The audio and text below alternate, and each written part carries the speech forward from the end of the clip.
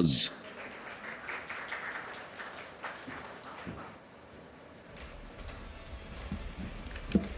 Good evening, ladies and gentlemen, and welcome to Cnbc Tv18 Budget 2025, The Verdict, advisory partner Dhruva Advisors and industry forum partner Startup Policy Forum. Now, Cnbc Tv18 Budget Verdict is India's most definitive post-budget analysis where the budget makers meet the India Inc. Every year, the union budget sets the course for the economy, but this year's budget is a game changer, offering massive tax relief for the middle class, ensuring more disposable income, and at the same time maintaining fiscal prudence while driving economic growth. It's a budget that doesn't just aim for numbers, it aims for impact. More money in people's pockets, more investments in key sectors, and a roadmap for long-term economic stability. But what went into crafting this vision? How does it translate for businesses, for investors, and you, the people? Today we bring you exclusive insights from those who shaped the budget and those who will be executing it. Before we begin our power-packed discussion, let's take a look at the special AV capturing the key highlights of Budget 2025.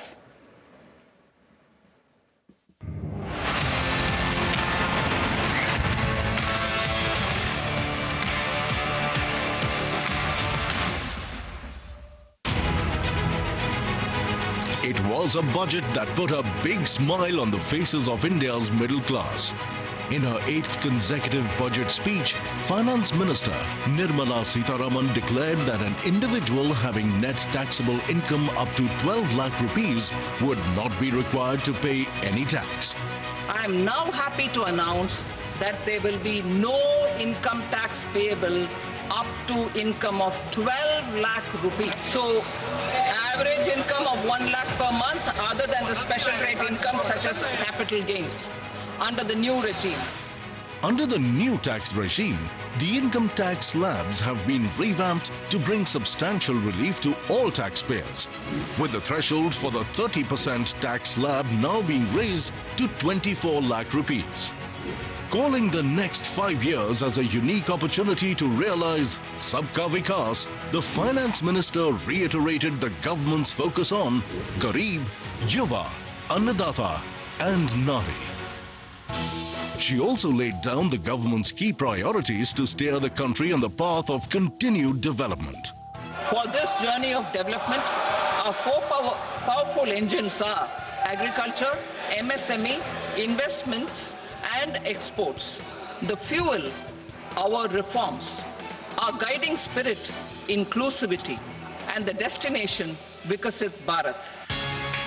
The budget's farm focus was evident in the government's commitment to develop 100 agri-districts, address underemployment in agriculture through skilling, investment and technology, and enhance loan limits for Kisan credit cards.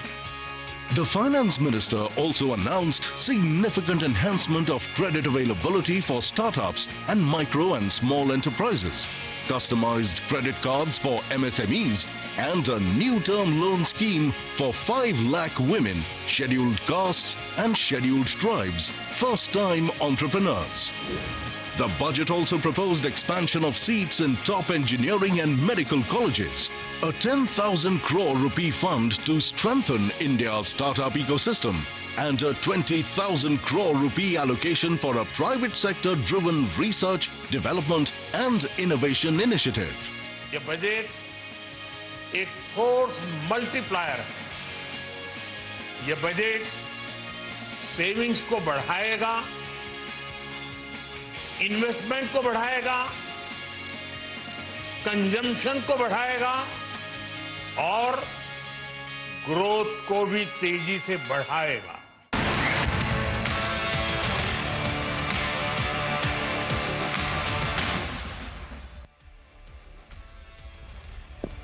Well, that was the budget at a glance. And with that, Let's get straight into our first big conversation with the budget makers themselves, the key officials from North Block who played a crucial role in shaping the fiscal policy. They will be in conversation with Shireen Bhan, Managing Editor, Cnbc TV18. Ladies and gentlemen, please put your hands together for the first panel discussion. Please welcome Tuhin Kanta Pandey, Secretary, Department of Revenue and Finance, Government of India, and Dr. Arunish Chawla, Secretary, Department of Investment and Public Asset Management. Ladies and gentlemen, a huge round of applause, please.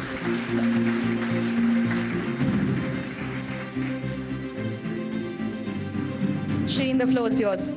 Thank you very much, Shivani. Good evening, ladies and gentlemen. What an absolute pleasure it is to welcome you all here to the 11th edition of the Cnbc TV18 Budget Verdict. Yes, we've been doing this for a decade now, analyzing the fine print of the budget with the budget makers themselves in the first interactive session with the leaders of India Inc. Many, many thanks to the Finance Secretary and the DPAM Secretary for joining us here this morning. As I promised, this is going to be an interactive session, so get ready with your questions here for those of you who are here with us at the Oberoi Hotel in New Delhi, and those of us who are joining us online on our YouTube channel and are watching us on television and tracking us on social media, send us your questions for the secretaries. We're starting now. Use the hashtag CNBCTV18 Live and Budget with CNBC TV18. We will take your questions to the secretaries live here on the CNBC TV18 Budget Verdict. Gentlemen, before I talk to you about the budget, Mr. Pandey, let me talk to you about what we've seen happen over the weekend right after the budget speech was delivered by the Finance Minister. President Trump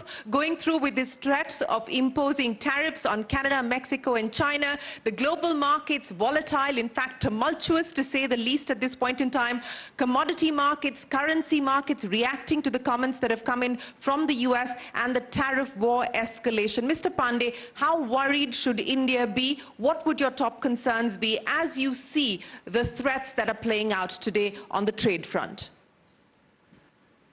I think we recognize that there are geopolitical headwinds, and I think that was also stated by Finance Minister in her speech. This geo-economic fragmentation has been going on for some time, and when President Trump, when he was campaigning, he had also indicated what he will do if he comes to power, and I think he has gone along with whatever he said. Now the question is that we recognize that if we have escalation of tariff wars, then certainly there will be an impact on global trade and also on global growth. So this is something which we have anticipated it will happen. You've anticipated it will happen, but how prepared are we to take measures, appropriate measures, to either retaliate if they were to impose tariffs on India, or to be able to make good of the current trade war escalation between US, Mexico, China and Canada to start with? These of course threatened Europe as well at this point in time. And linked to this, the question on what we have seen as far as the customs duty streamlining is concerned, also the cut in CBUs, both two-wheelers and cars and many other products. Are we trying to dangle a carrot, so to speak, amidst this trade war, sir? First of all, I think the FM was asked this question yesterday, and she replied, and that's been reported in the papers. We should not really anticipate something which is not really stated. The kind of thing which you say, you know, tariff against India. This has not been stated. I mean, if the US admin or anybody has not really stated, so why should we really be saying so? So that will be premature and not warranted, because, you know, these are different grounds on which the tariff is being put in. You know, maybe grounds on immigration, maybe with China on the old disputes regarding, you know, whether China is doing enough to do that and give market access to US. So far as we are concerned, we are a very open economy. If you really look at the US imports into India, most of them are into a very, you know, the tariffs are very low. They're in the range of, you know, up to 10%. They are in 2.5 category, they are 0 category, 0%, 5%, 7.5, 10. Incidentally, if you look at our industrial goods, out of 8,400 odd tariff lines, 6,000 tariff lines are already below 100, close to the ASEAN rates. And these are MFN rates, which are equally applicable to US as well. So therefore, India is not protectionist and neither intends to be protectionist. And therefore, I would say that this is an apprehension which is probably not warranted. The second point you mentioned about, the BCD rate rationalization. Well, if you may please recall July 24 budget, in which Finance Minister had removed 7 rates. Yes. And she had stated very clearly, we will do a comprehensive review of tariff rate structure, and we will go line by line, and we will bring it a reformed structure in 6 months.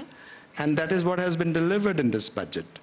What we have done is we have looked at our tariff schedule, and we have found that on a large number of items, although our tariff schedule is having a number which is much higher, the applied tariffs are much below that. For the information of your viewers, yes, I would like to say that there are 3 things. First, there is a tariff rate, which we call it a BC rate in the tariff schedule. In that schedule, you have different rates. Now that is the maximum rate where we can go, and they are authorized by Parliament. Right. And we take it to the budget and put those things in the schedule. But then we have a notification powers on the which we apply the tariff rate, and we can go up to that rate. And that is what we call effective rate.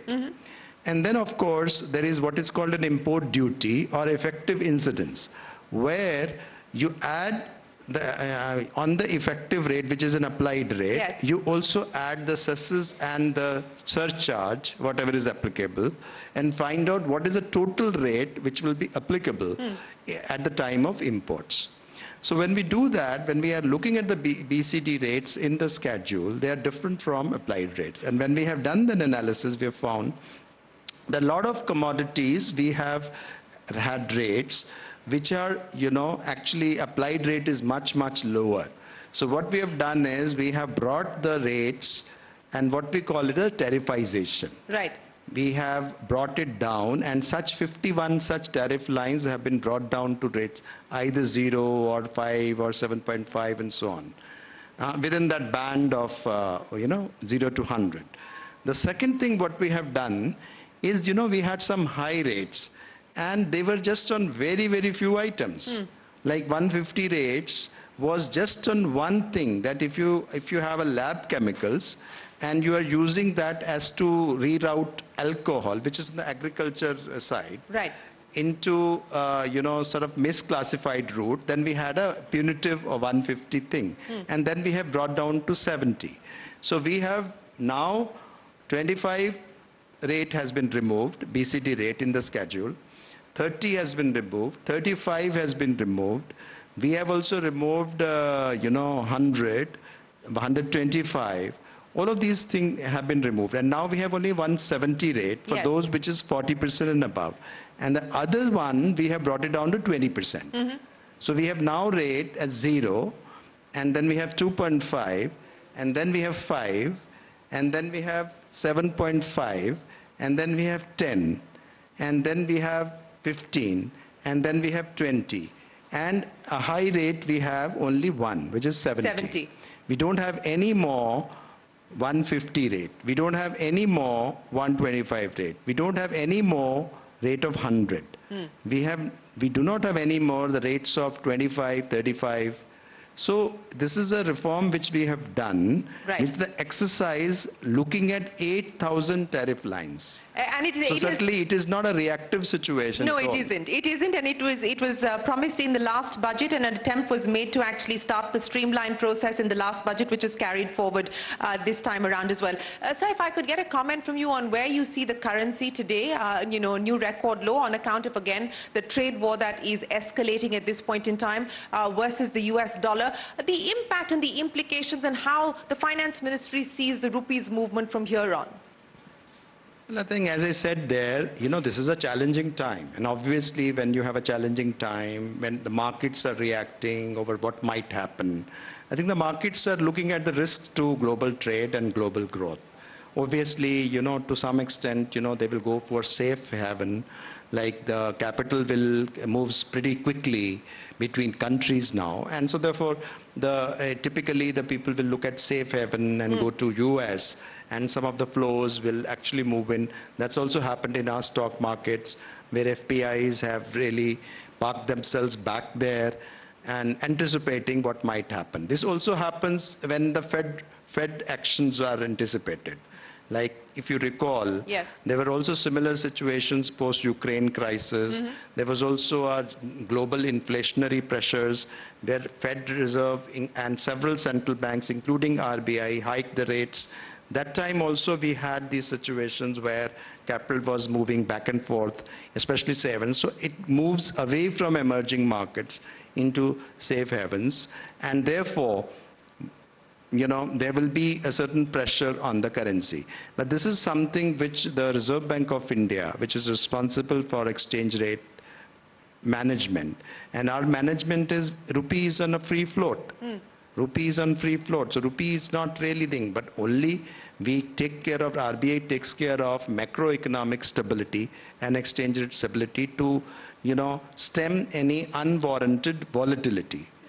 But there are certain secular trends which are allowed to operate because that is how the system works. No, fair enough, sir. I understand that the RBI will do what it needs to do or what it feels is appropriate as far as the currency market is concerned, and it is very clear that the RBI has decided not to intervene in the currency market at this point in time. But, from an import bill perspective, with the rupee now depreciating to almost 87.26, that was the last rate that I saw before I left the studio, the impact on the import bill specifically, sir? There are a couple of, there are different moving parts into this. Now you have also, oil is one of our important, imports, and it is pretty inelastic. So if you have an elastic imports, they will actually adjust fairly easily. If you have inelastic imports like oil, we must have to import no matter what, at whatever price. Now there also, while, we have an exchange rate issue right now, that means rupee has depreciated. We have also a fairly good, prognosis, for the dollar rate for oil. Okay. Because oil is the way the US will produce more oil, and the way indications are that the oil prices will not really move up. So to that extent, at least the dollar price, we don't anticipate very high, upside. The second thing is that, you also have an impact on imports, exports. In exports also, to the extent of imported inputs, obviously the cost rises. Yeah. But some of those duties are actually given back because exports are exempt from duties. So therefore, there is a drawback where the duty paid are extra duties are paid, and then they are also refunded drawback. Then the ROTTAP and ROSTL, those are the duties which are not linked to the import duties but the other duties. Those schemes also do remain. And exports actually also, into the extent of value added in the country, they gain the competitiveness. Right. It is like actually government giving them money in terms of if the exchange rate depreciation does take place. So therefore exports get more competitive. So I think overall we have to really see there are many moving parts into it. I understand. So let me put it simply, sir, before I bring our guests into the conversation as well as Mr. Chawla, that would the depreciating rupee be one of the top concerns for you today?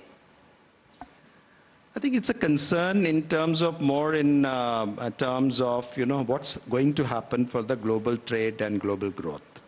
In the medium term, in the short term, that's more important. Because that is how, many of our trading takes place. Yeah. And India is a fairly open economy, so it's not really a closed economy of yonder years. It's really a very open economy. Imports and exports as a percentage of GDP is pretty high. Right. So therefore, we are impacted by global developments, and we are watching the situation. We are watching the situation. Mr. Chawla, let me come to you now, sir. As far as the disinvestment roadmap is concerned, what has been budgeted is 47,000 crore rupees. It's fairly modest. But I think the larger question that people want to know is there a lack of appetite at this point in time to move aggressively on disinvestment? And we've seen this number shrinking over the last few years. Is that because you believe that it's hard to disinvest, or you believe that there is no appetite for disinvestment? If you can lay out the roadmap as far as the disinvestment roadmap is concerned and the thinking behind that number. Thank you. I would like to first clarify that there is a composite strategy as far as public undertakings, public enterprises is concerned. The whole idea behind bringing the Department of Public Enterprises and DPEM together was essentially to emphasize that corporate strategy and asset management go together, and that we should look at them in a composite way, so that public enterprises play their rightful role in the economy. We have clearly said so, that private sector must keep growing and it must occupy a greater share of the economy. But public sector, being publicly owned, has a responsibility. It must become competitive, and it must share its wealth with the Aam Aadmi, with the common citizens, with the ordinary investors, who is investing increasingly his hard-earned money and his savings into these assets and deriving returns therefrom. And therefore, our strategy is calibrated. And as part of this value optimization and value creation strategy, we follow four, five different things.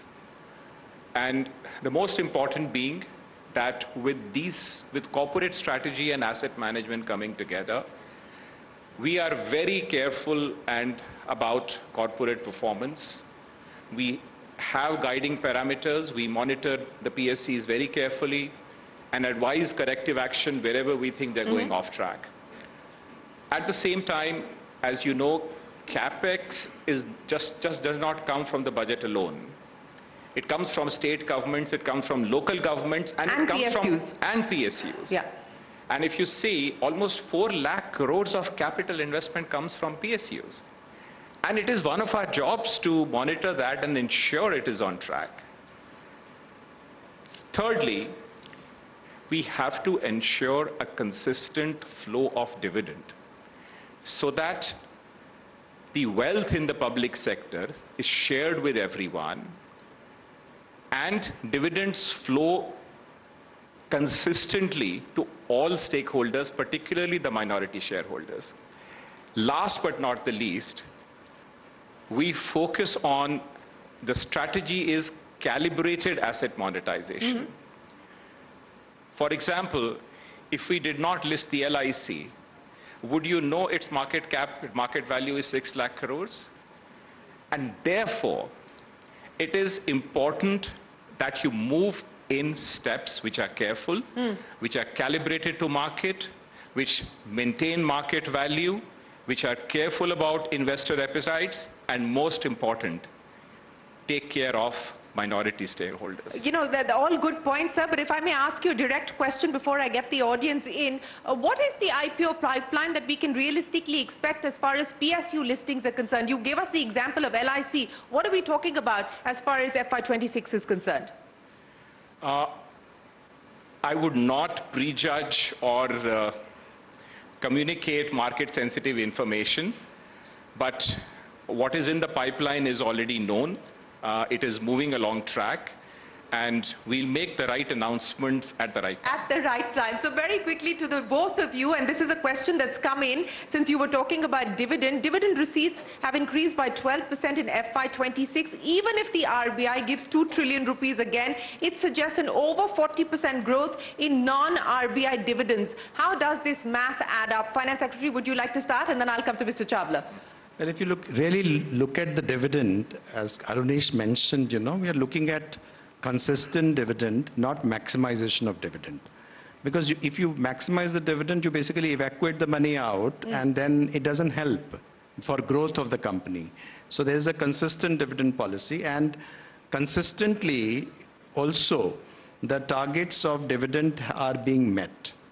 Because there is a growth in profitability, and there is a growth in overall, in terms of absolute terms, also the profitability increases. So if you really see the last few years, the CPSC, the dividends, they are always exceeding the targets. And this year, the target is 69,000 crores, which will hopefully be met. It will be met or bettered? It will be met because it's a budget target. Right. Yes. Mr. Chawla, you wanted to come in. I just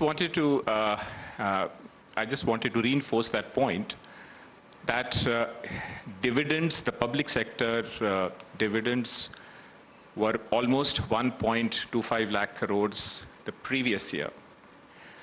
We are seeing a sustained near 15 to 20% growth year on year. You would expect them to pay out dividends of 1,40,000, 1,50,000 crores, and only say half of it will go to the government. The remaining half will be shared with the people of India. Will be shared with the people of India. The people of India have questions. The people of India mean the shareholders. We got that, sir. We got that. Shareholders, taxpayers, we've got plenty of, perhaps both sitting here in the audience. Let me come across to you. If you could introduce yourself very briefly and ask your question, sir. Hi, I'm Sandeep Bhalla. I'm from Dhruva Advisors, and there is one question which I have. Shin spoke about, beneficial tax rate for new manufacturing units, and she spoke about how US is, incentivizing corporate tax, reducing the corporate tax. Is there a thought process on why this was not extended in the current budget, or is there something which we should be expecting soon? So the expectation was that you'd bring back the concessional scheme, perhaps with 15% or 18%. The sun had set on it in 24, but you chose not to do that. Why not? I think we don't want to create another scheme for that. We already have two. We don't want to create the third. I think that particular scheme of manufacturing companies was for a limited period it is a post-COVID issue when we wanted certain manufacturing to be quickly initiated. And that was initiated for only the companies which were incorporated fresh, which actually came into commercial production between that period. So it was for a particular purpose. Broadly, the corporate tax reform has already taken place in terms of, the reduction in corporate rates. If you see the new regime, the corporate rates have already been reduced. And it was reduced, in 23. And so therefore, the same system continues. Now, when you are, doing that corporate tax, you don't again create another subcategory of new manufacturing and old manufacturing. If you are manufacturing, you should be taxed the same way. Not that, you set up one plant and it will be taxed differently. And if you are in the old plant, that will be taxed separately. A company is taxed. So I think it was not really a very good way of complicating the scheme. We are for simplification. We want actually more and more new regime to come in. However, corporates are there in the old regime still. Some of the reasons are their own deductions which have been available to them, which are much larger. So slowly they are also coming over here. About 20% of the companies and 50% of revenue has already shifted to the new regime. And I hope that, this will be a gradual process. As far as the individuals are concerned, 75% people have also shifted to the new regime already.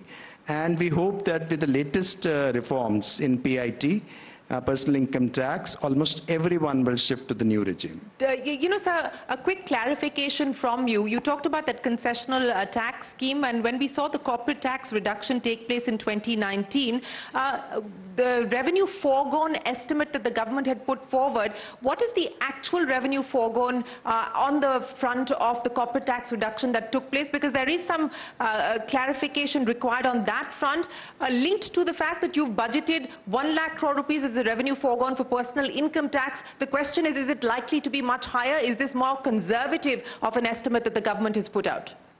Well, if you look at the receipt budget, we give a full statement of what is the revenue foregone and what for it is.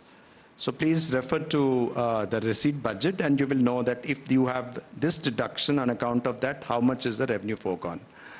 Coming to the PIT question, now 1 lakh crore is what we have said that we will actually not basically charge and then rebate it also, in some cases not charge.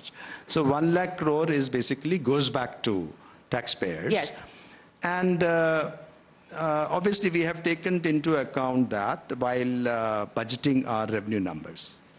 So linked to that question is also the fact that are you concerned about the tax base erosion and the kind of pressure that this now puts on the even smaller tax base that you're going to have to work with? Yes, it's relief for a large population of the country and everyone is giving you 2 thumbs up for that. But as policymakers, are you concerned about the tax base erosion that this brings about? We are not concerned because the point is that we have to collect the tax. We can't keep collecting taxes from this thing where we should not be collecting taxes. It is basically a public choice. It's a public choice. It's a political decision. It is a decision based on what income you are going to be taxing. So when you are saying we increase the tax base, number one, returns will have to be filed in any case. It's only up to 0 to 4 lakh category which is having a nil rate. They will be exempt not to file the returns. But anybody who is looking for rebate, the returns will have to be filed because then only TDS need to be refunded back. And we have a very good system where, the refunds can be pretty quick and, it's largely processed. For your information and information of your viewers, 99.7% returns today are self-assessed, both PIT and corporate put together. The onus is today, it is much like the new kind of governance, where most of the time, like earlier, you used to fill up a paper form and used to give on a window. And then the window will actually translate that paper form into its own system and make an entry, right? And most of the time, there will be some mistake in that data entry. And then you will be struggling to correct your name or this or that, because something which, is a process.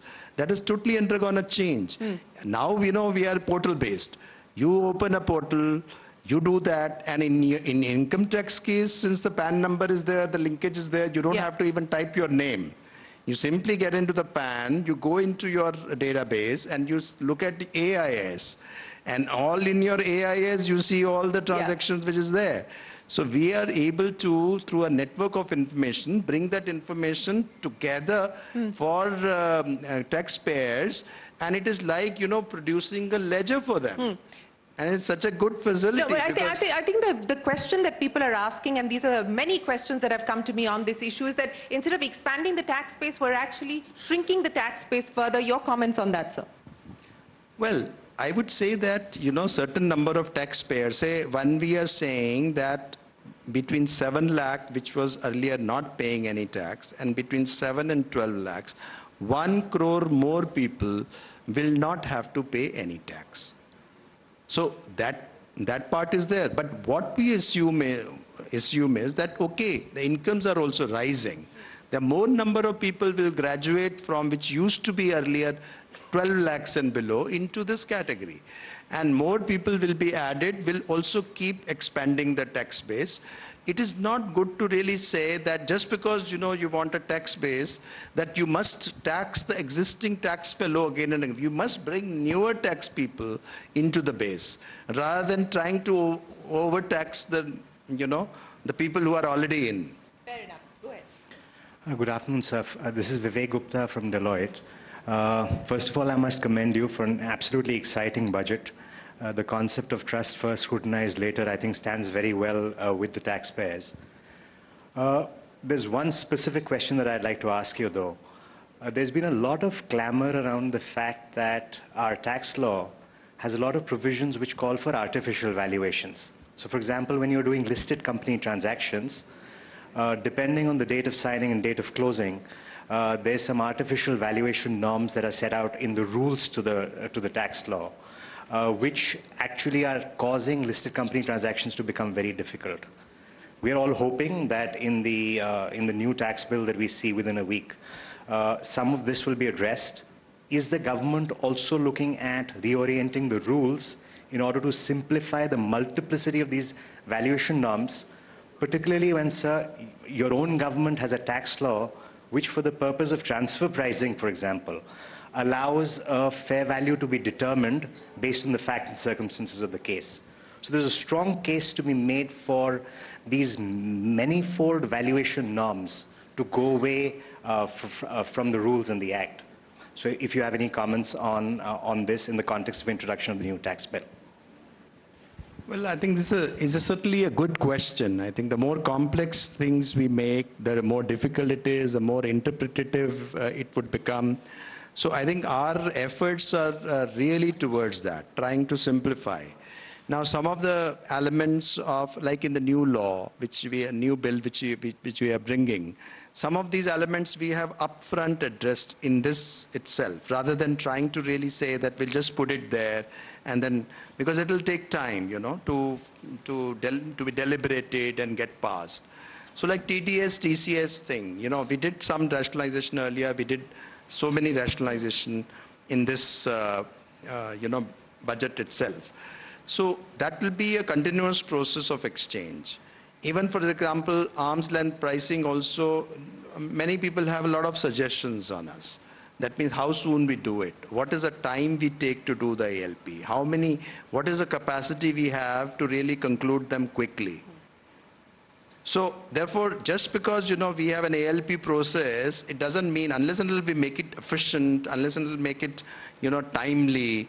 So which means that we've got to be really doing the capacity building in our department to do the ALP commensurate with the demand. Right. And these are the issues, there's a capacity issues we must address. But all the simplification issues, I think, even if in the new bill, you will find that there are certain things which have been carried over. You will have every chance to give your suggestions, and also the standing committee would also be inviting suggestions from the public, and that those will also be examined. Mr. Pandey, a lot of the tax experts who joined us on budget day say they might be out of a job if what you've promised of halving the tax code actually goes through. So can you give us a sneak peek of what we should expect, or what they should brace themselves for, sir? Well, I do not know what is the outcome, because what we see will be simple. Whether it will be simple in your eyes or not, I think because it is the beauty lies in the eyes of the beholden, you know. Now the whole thing is, you know, we are making a very sincere attempt. This particular thing, in other sovereigns also this has been attempted. Some people have taken years. 4 years, 5 years, to change the new law, to rewrite the law. We had some groundwork earlier in some committees, yes, which they did the work. But this work, this piece of the work, bringing it has been done in about 6 months. So obviously, you know, while we will say that we have done a great job, we don't know. I mean, so we have to, the suspense is, the jury will still be out. Yes, the jury is out, and we'll have to wait for you to actually bring the bill. But what I can say is that the words will be halved, chapters will be halved, redundant provisions will go. There will be a lot of these things which are clubbing, they will come. Speech will be direct, and probably what you call assessment tier or something may vanish. So what we are saying is like trying to say something very clearly, more directly, and that has been our, guiding principles. To what extent we have been able to actually work out, because it's a big team that works and there's so many people who work, and whether the whole guiding principles have been fully kept, I think we will be open to criticism also. But we are making a very sincere effort for reform. Sir, I can tell you, I'm standing here in the middle of a room full of many experts, and many are tax experts. I could suddenly hear a sigh go out. I don't know what that indicates, but the minute you said chapters will be halved, words will be halved, I could hear the sighs increase here in the audience. But you had a question, sir. Go ahead.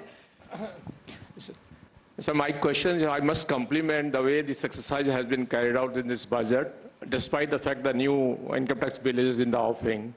And one of the important changes you have made is that you, in the tax deduction at source, so wherever you're feeling that nitty-gritties and you have tried that TCs has been removed, only TDS will be applicable.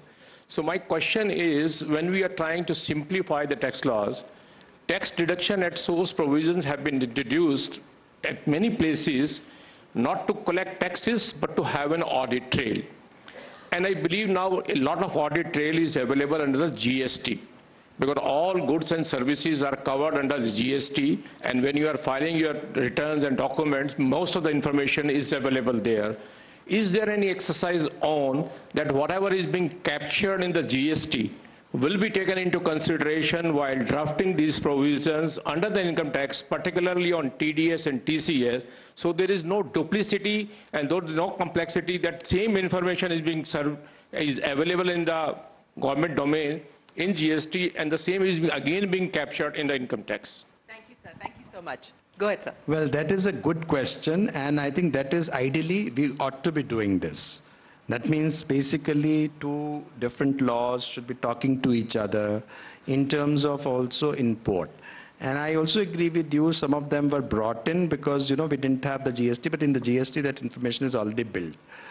I would say that although we have been trying to eliminate all those, but I can't guarantee that, some of it will not really pass on in the draft bill that will be there. But as I said, we will be really open to suggestions. And if we are finding out and the suggestion is that, this is not really required here, so we will eliminate that also. Like, for example, here we have mentioned, there was a very big pain point. In the sale of goods beyond 50 lakhs, you had said TDS is, the law was all right. All what it said was, if TDS is not done, then the TCS will be applied. This iffy business is a very dangerous business because the point is, how the TCS fellow, he is independent. The TDS fellow is different. He says, how do I know he has not done TDS? So then I will be caught and I will be penalized, and there will be so let me also deduct. So therefore, if actually practically didn't work, yeah. So both started deducting. Now, our intent was only to track, I said, and we had only one person in mind, either or, but it became both. When it became both, then 1% plus 1%. So much of money will be blocked. Yeah, yeah. We must realize the more money we block of business, the more uncompetitive we are making them to be, because every money has a cost. That's music to industry's ears, sir. Not so sure about the tax lot, but it's certainly music to industry's ears. But we have more questions for you. Go ahead, sir. Good evening, all. My name is Sudham. I'm from Eastman Auto and Power Limited. We are manufacturers in the solar and the last mile mobility space. So first of all, thank you. Some of the announcements yesterday or day before rather were those that impact the industry positively.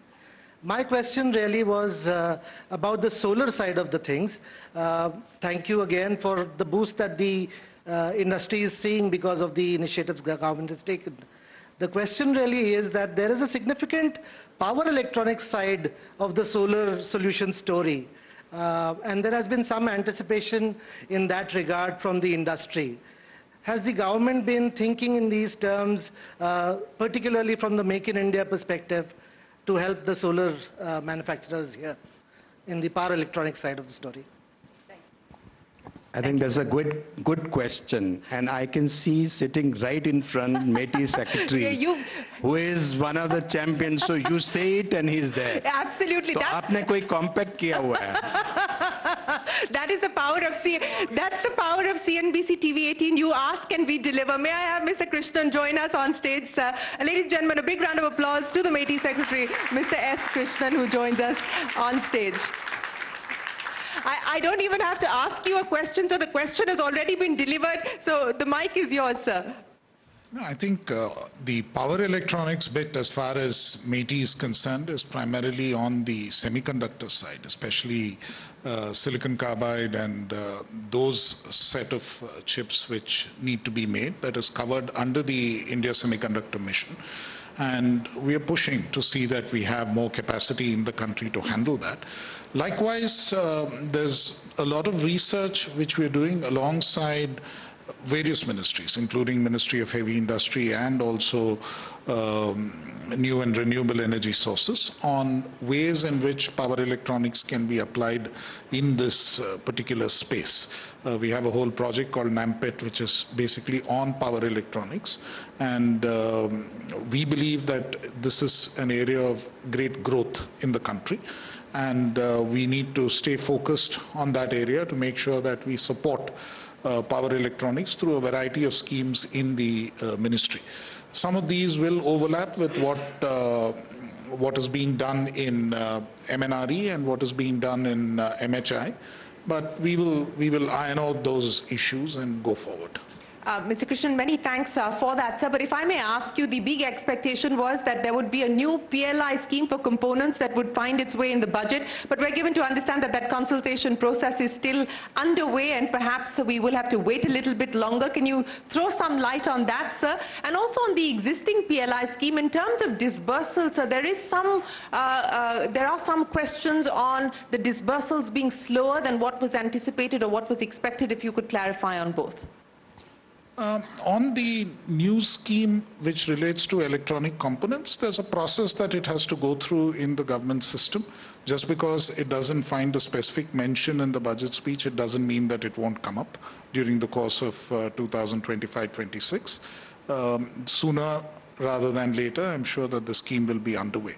That's one part of it. And I don't think funding will be a problem. I think if you look at the budget numbers between 2023-24 to what it is in 2025-26, the budget has grown more than twice. It's more than 100% jump. So it's a huge jump from about 12,000 odd crores to 26,000 crores. So I think within that budget envelope, we should have no issue in supporting a new scheme also if when it actually comes up. On the disbursement side, the disbursement basically happens based on the claims which are filed by the companies, and on our side we try to process them as quickly as possible. The disbursement is basically in two schemes, one on the two PLI schemes, both PLI on large-scale electronic manufacture, which is basically mobile phones, and on IT hardware. PLI on large-scale electronic manufacture, which is mobile phones, is still the best performing PLI amongst all, and disbursement is continuing quite strongly. PLI on IT hardware, really the disbursements should commence only during 2025-26. That's what we were expecting, because the first full year of production was really 24-25, and only when that production is completed will we have claims coming in and companies claiming incentives under that. And many large companies, or not many, but a couple of significant and large companies are coming into the scheme only with effect from 1st of April 2025. So real claims will accrue only during 25-26. A quick question on the budget allocation for the India AI mission, Mr. Krishnan. I was just taking a look at that. It's gone up from 173 crores to 2,000 crores. While that's a jump of 1,000%, but when you look at the numbers that are being touted about in the US, target billions, hundreds of billions of dollars, the same story playing out as far as China is concerned. Do you believe that this is going to be enough? I think we need to understand that when Mayoshi Son talks about $500 billion, he's not talking about government money. He's talking about private money over a period of time which comes in. And I think same is the case in India. The investment is being made. Government is playing the role of a catalyst here, and the investments are really being made significantly in the private sector. There is some government investment, of course, without doubt, but significant amount of investments are in the private sector. What we are supporting under the India AI mission, really, and the minister had recently made that announcement of about 18,000 GPUs being available for use, and that part, the AI compute element having been launched. So those investments are actually happening. Those are private sector investments where government is basically providing demand support. It's almost like a voucher-based system. It's an ability for us to buy the compute facility, and which is going forward. Just on a note, as a joke, I would say that we should not finance enough to, finance our own demise, extermination, human extermination. So which is why you've been stingy in your budget for the AI mission, sir. It's self-preservation. But that's humanity must preserve itself. Yeah, absolutely, I couldn't agree with you more. Humanity must preserve itself. Shweta, go ahead. Thank you so much. This question for Finance Secretary. I'm Shweta Rajpal Kohli. I represent the Startup Policy Forum. We're an industry forum that represents about 50 of India's largest startups. So one very long-standing demand of the startup industry has been around ESOP taxation. We all know the big concern, and especially considering the number of new age companies that will IPO, the taxation on ESOP triggers at the time of exercise rather than at the time of liquidity, and that causes a big pain point to many ESOP holders, thousands and thousands of them across the country. So I think that's been a pain point, and we're hoping it will get addressed in the next week when we're going to see some of those tax changes being announced. And also on share swap, similar problems. There is no liquidity, but there is a tax liability. Any thoughts on the government's thinking around it? Well, I think in general, I think our ESOP taxation is as per the global best practices. Okay. Sir, another question or more, actually. I think, again, it might be premature, but I'll ask nevertheless. The AGR dues for the telecom sector, a lot of reports suggest that the government is actively considering whether you could provide any further relief there on AGR dues. The matter will have to be, of course, cleared eventually by the Finance Ministry. Has it come to your table yet? Is it on your table? Are you looking at it, sir? You will come to know when it comes. So it hasn't come yet? No, I mean, I think this has been under discussion, because unless and until it is decided, it's not decided. It has to be decided. It has to be decided, but is it under active consideration today? No, I think that much for today. That much for today. Okay, I get my cue. But Mr. Chawla, let me come to you, sir. Because, one of the other aspects of this budget was that it has revived the idea of public-private partnership, something that, 10 years ago, the government had talked about. I still remember very clearly the idea of Triple P India was put forward. Can you explain to us why you felt the need to bring back public-private partnership? How is this going to be operationalized? What do you believe will be the road forward as far as PPP is concerned, sir?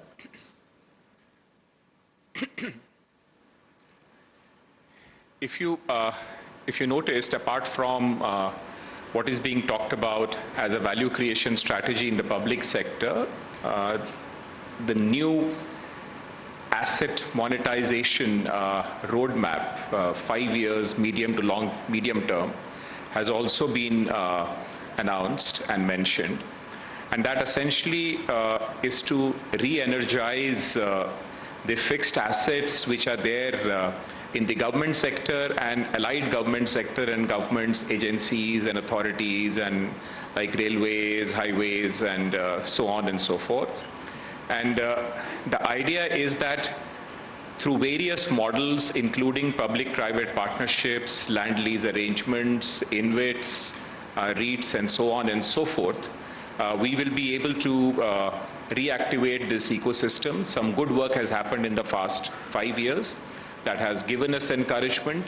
We hope to build on it and do better in the next 5 years. Now, even as far as asset monetization is concerned, a target of 10 lakh crore rupees the government has put out in this budget on asset monetization. Again, for the benefit of everyone who's watching, could you elaborate on what we should now expect in terms of next steps and how fast and swiftly we're expected to move on that front? Want to take that? Okay.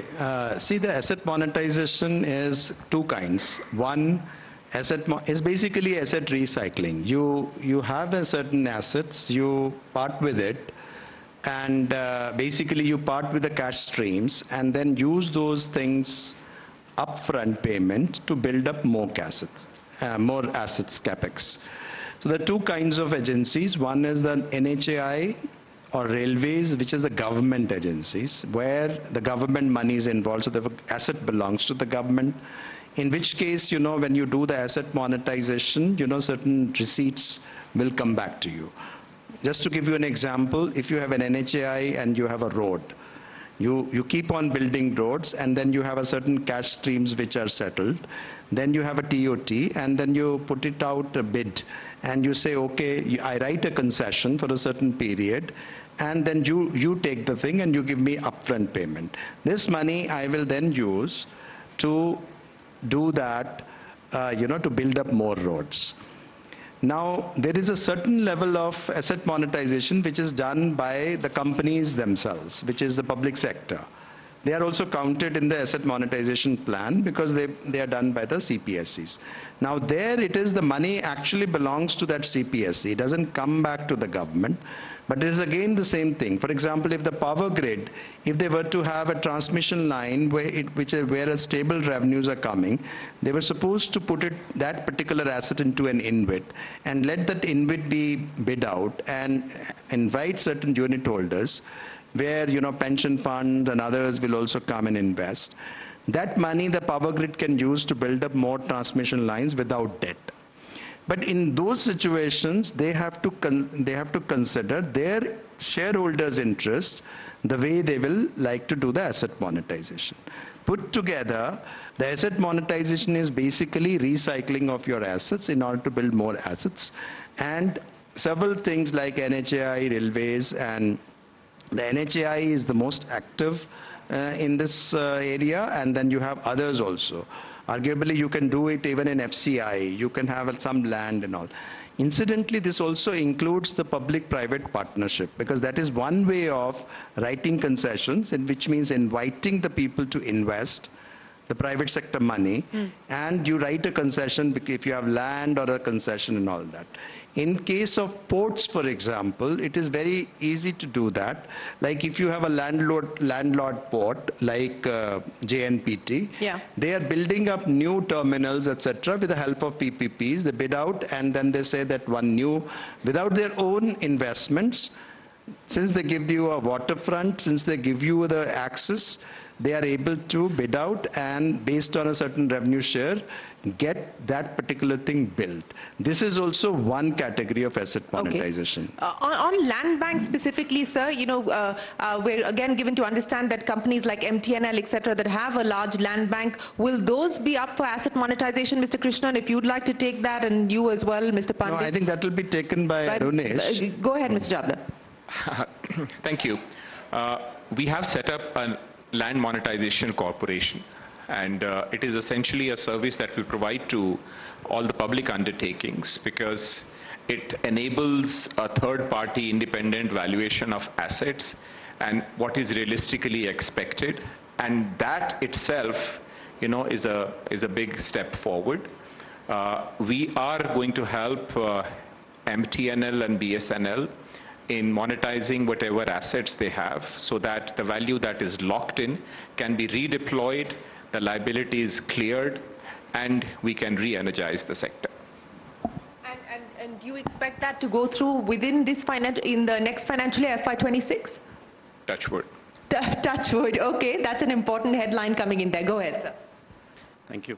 My question is for the Finance Secretary. Could you introduce yourself? Yeah, my name is Rohinton Sidhwa. I'm from Deloitte. Sir, we've had this ups and downs on the global consensus with regard to the two-pillar solution for taxing MNCs around the world. And last year we withdrew the equalization levy on the presumption that there would be some consensus coming on Pillar 1. Pillar 1 doesn't seem to be headed anywhere. Similarly on Pillar 2, where unless we actually enact the law, we will not be able to collect any information for all the MNEs who operate in India. So any guidance on this? Why is there so much silence from the government with this particular part of it? There is no silence. Nobody asks us. Now you're being asked, sir. No, see the BEPS 1 and BEPS 2. The BEPS 1 was widely, sort of accepted. BEPS 2, the Pillar 1, Pillar 2, there was a statement that, but India had some reservations on a few points. While we broadly agreed with certain principles, there was something on, the amount of compensation and how that compensation will get worked out. Now, given that, now I think the events have really overtaken. Now, the jurisdictions which have actually done the amendments of their laws, they may have to think whether it will be worth doing it.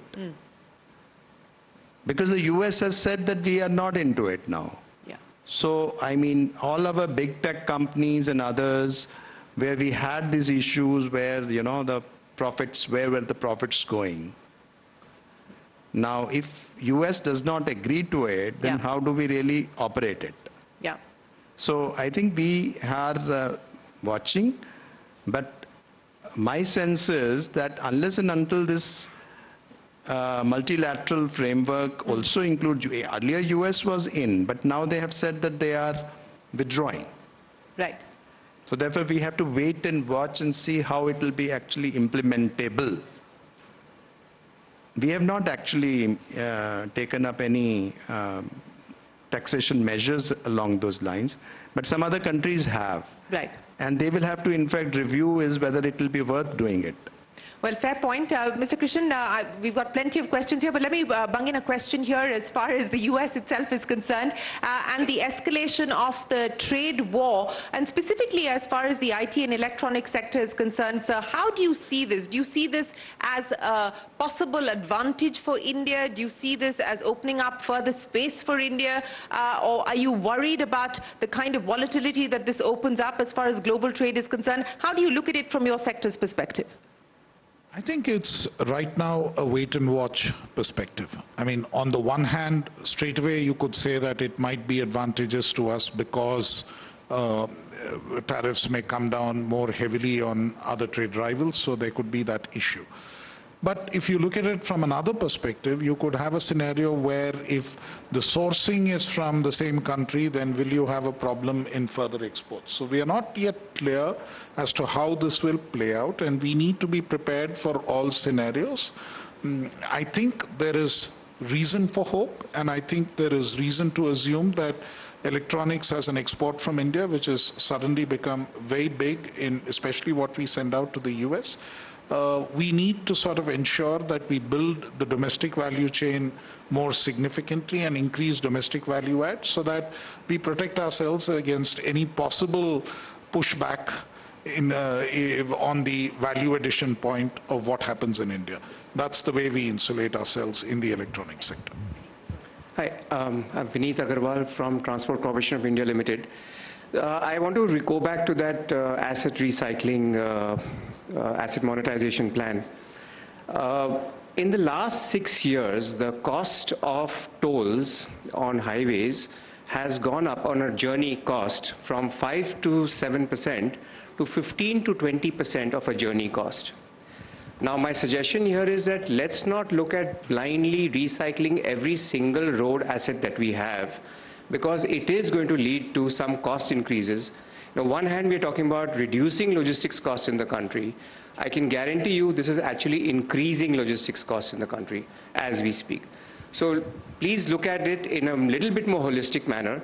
I know the new roads will get tolled, but let's not keep recycling all the old roads with toll one after the other. Thank you.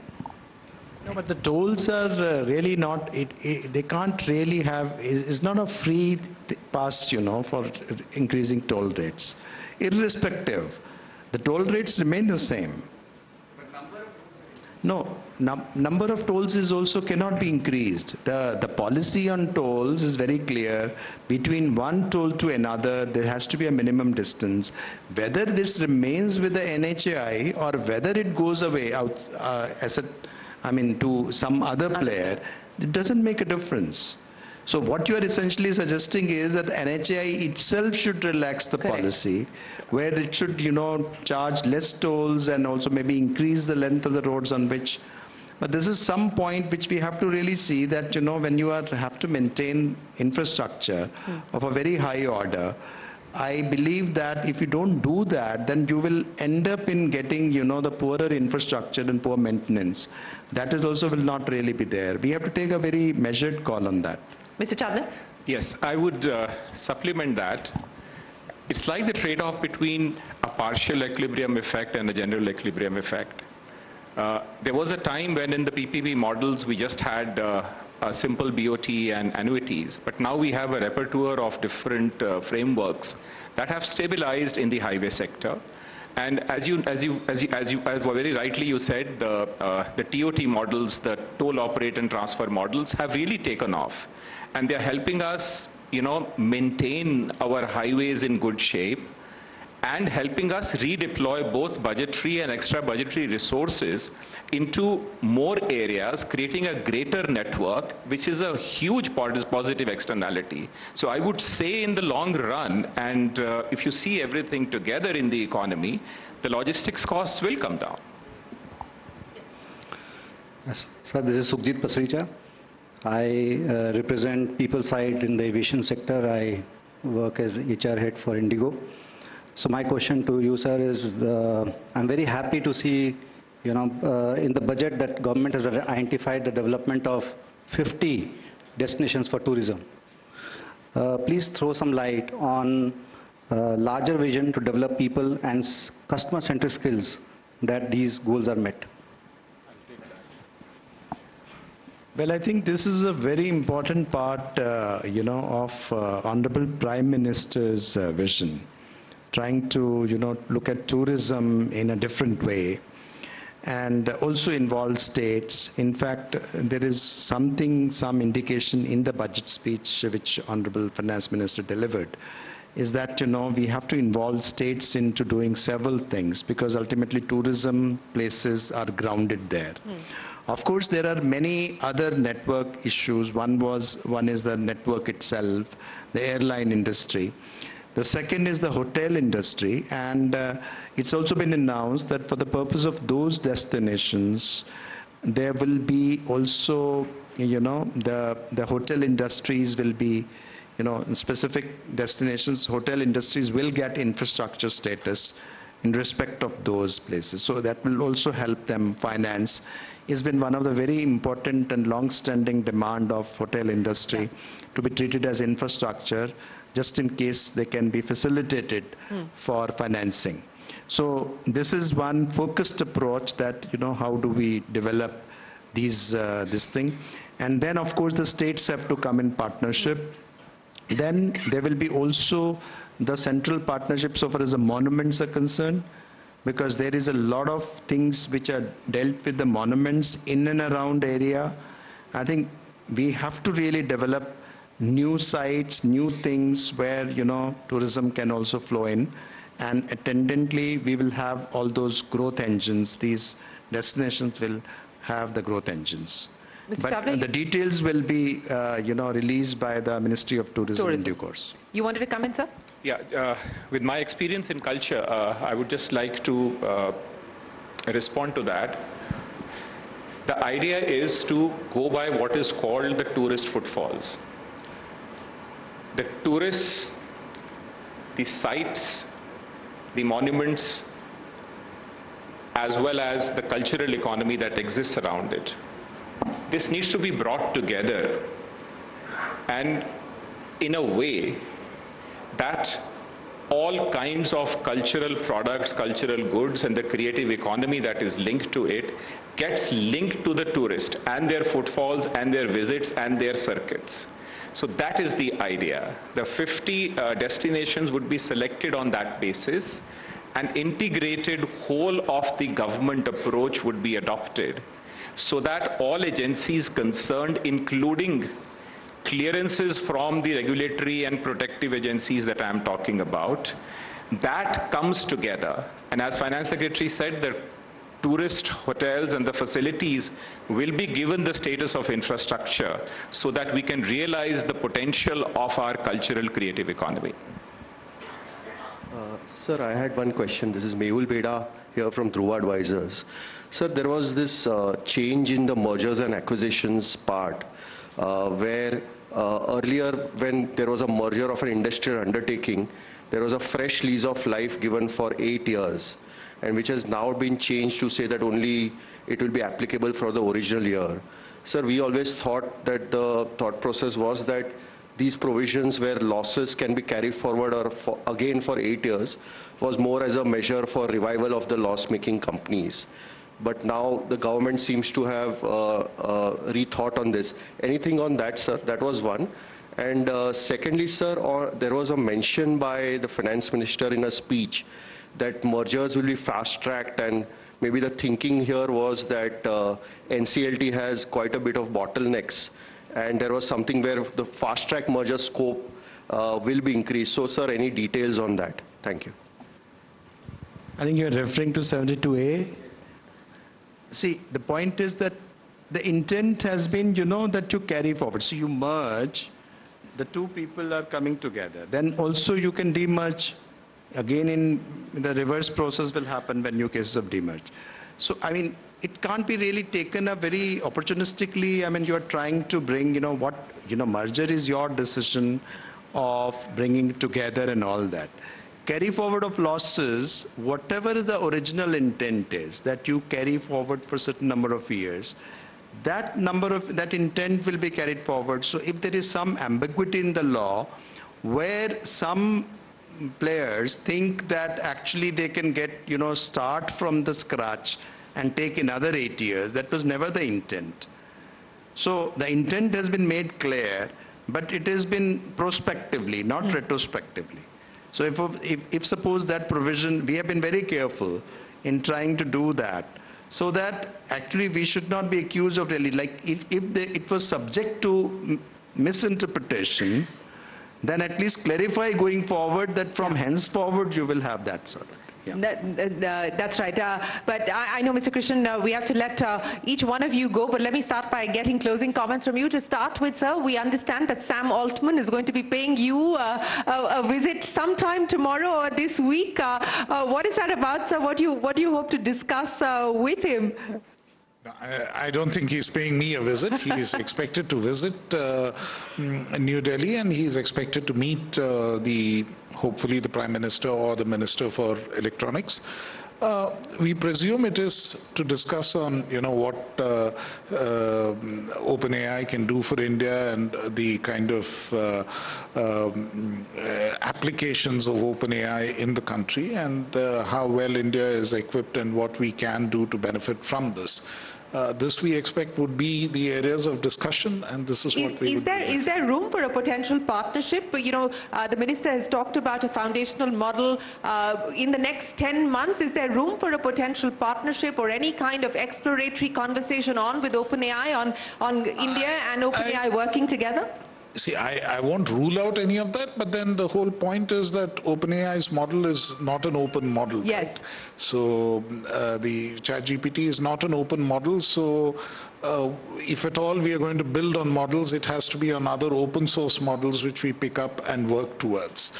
Already, as you are aware, we have put out the request for proposals for building India's own foundational models. We are expecting a number of responses, and many of those, and interestingly, I think what DeepSeek has shown us is that you can actually take a hybrid approach to this, that you can use an existing open source model, build certain parts of it, and then add other elements to make it even more effective. Of course, experts do give us certain cautions, because you really don't know what kind of data the original model has been trained on. So probably you'll have to do some more additional training to make sure that all the biases and prejudices which you fear the original model had are at least to some extent removed. But definitely the opportunity of building on something which has already been built helps us go a little further, and I think that is not something we are ruling out at all. Not ruling that out at all. I mean, countries like Italy at this point in time have moved forward with a ban, but you're saying that India is not just open to working on DeepSeek, but it is open to hosting DeepSeek on its own servers. See, our understanding on this is fairly clear. If you use DeepSeek as an app or as their portal, then the likelihood of your data actually going to where their portal, where their servers are is very, very possible. But it is again an open model, so you could actually pick it up and host it on a server here in India, and if it gets hosted on a server here in India, then the data doesn't go away to other places. Of course, there are risks in terms of, again, you don't know the precise data on which the model was originally trained on.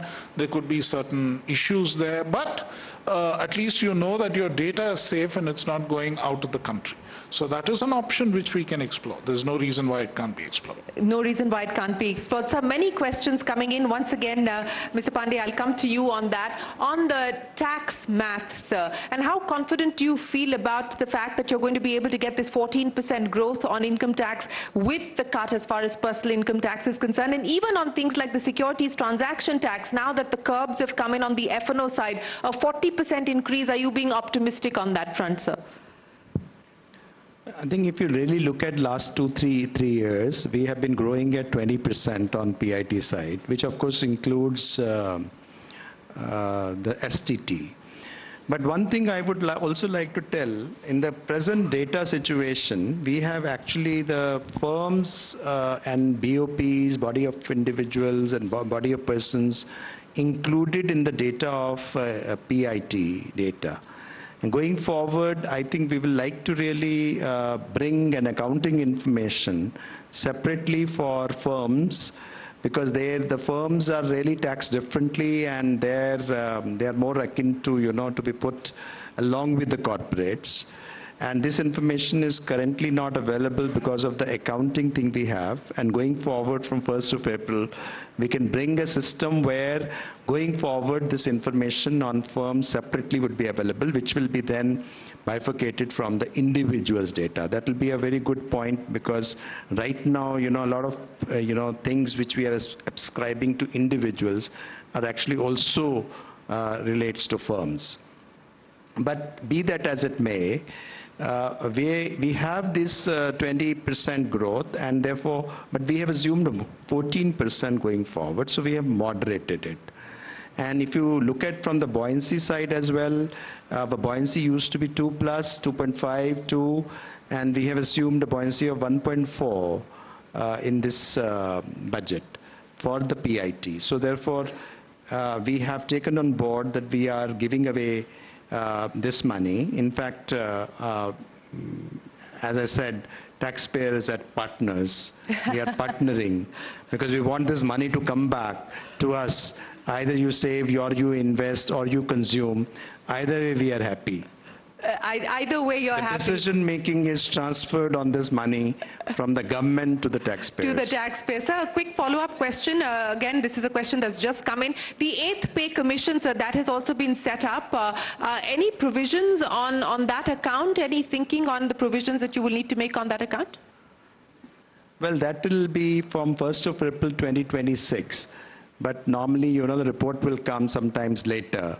So I think the impact of, pay commission will be in the next financial year. Next financial year. So another quick question, and then I will take final comments from you.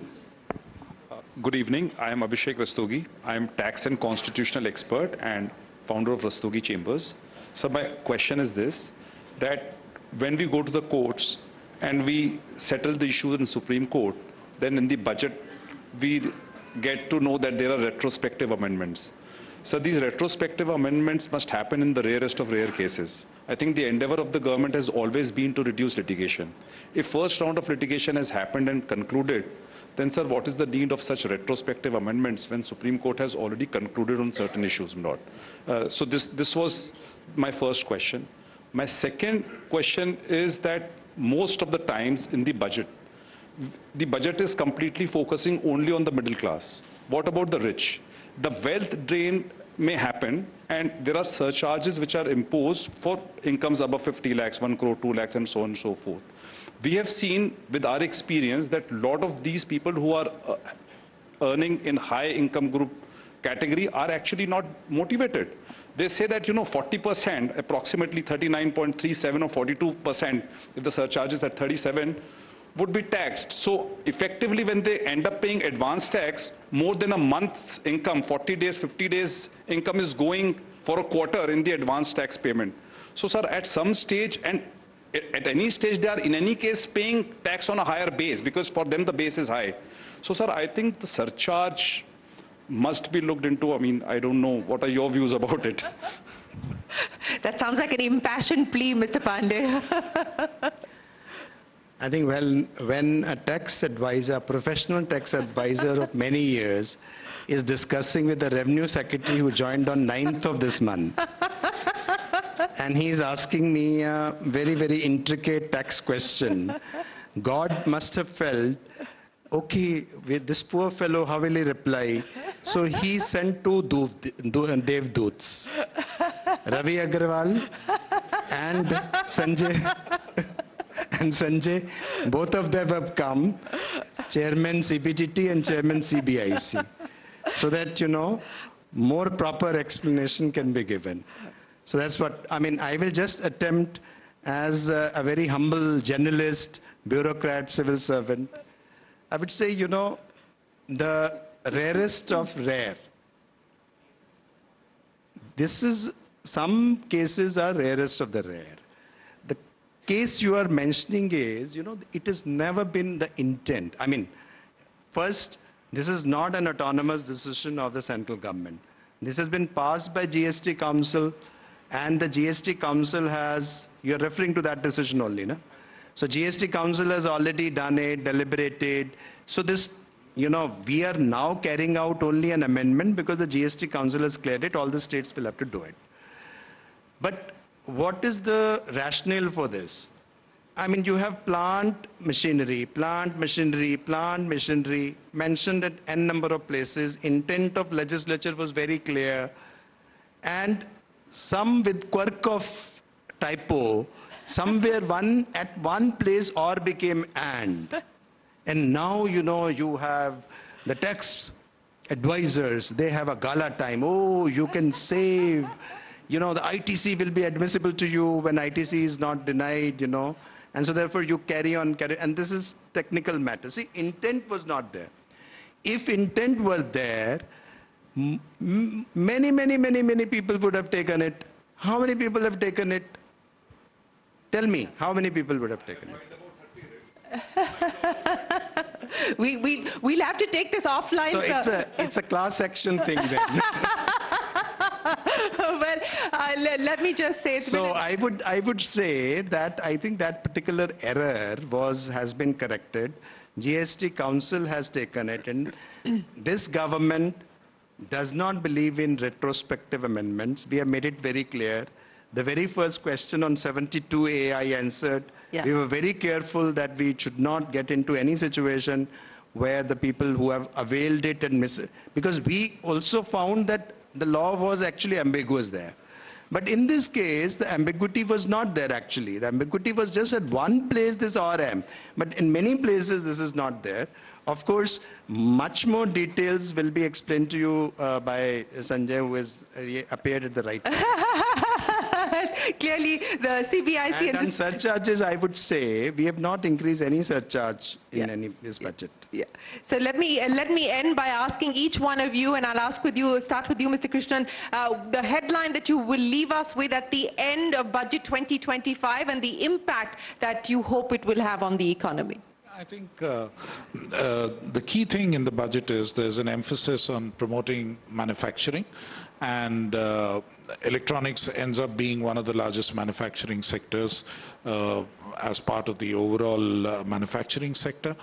And what has been done in terms of easing up the manufacturing process, particularly on the taxation side, has been tremendous work. Both the chairman of CBIC and CBDT are present here. So, I mean, the Department of Revenue and both of them have been extremely accommodating on the series of issues and demands that we have come up with on the manufacturing side for the electronics sector. And I think that gets a bit lost in the fine print. But the industry, I know for a fact, is fairly happy and very elated. And I'm sure that now the ball is really in the industry's court to actually lift the manufacturing game in the electronic sector in India in 25-26. Well, the baton moves now to industry to do more. Mr. Chawla, the headline for you, sir? I would repeat what Finance Minister said yesterday. It's a budget by the people, for the people. The government has heard the voice of the people. It has responded to that. It's a budget which provides a balanced support to growth with sensitivity and inclusion. With sensitivity and inclusion. Mr. Pandey, I'm going to give you the final word, and I have to say, sir, you're on fire today. I haven't seen you respond as you have in many, many years that we've had you here on CNBC TV18. It's been an absolute joy to watch you, sir. So the headline that you're going to leave us with. Well, this budget supports growth with fiscal consolidation, with kindness towards taxpayers. With kindness towards taxpayers. Thank you very much for your generosity, gentlemen. Appreciate you joining us here on the CNBC TV18 Budget Verdict. Ladies and gentlemen, a big round of applause for the secretaries for joining us here and taking our questions. Appreciate your time. Don't go anywhere. We'll be back with the Economic Affairs Secretary, Mr. Ajay Seth, the chairman of the CBIC and the chairman of the CBDT, both here with us, and the DFS Secretary, Mr. Nagaraju, join us on the Budget Verdict. We'll take a quick break and be right back with you. Keep those questions coming in. We're live and back in a minute.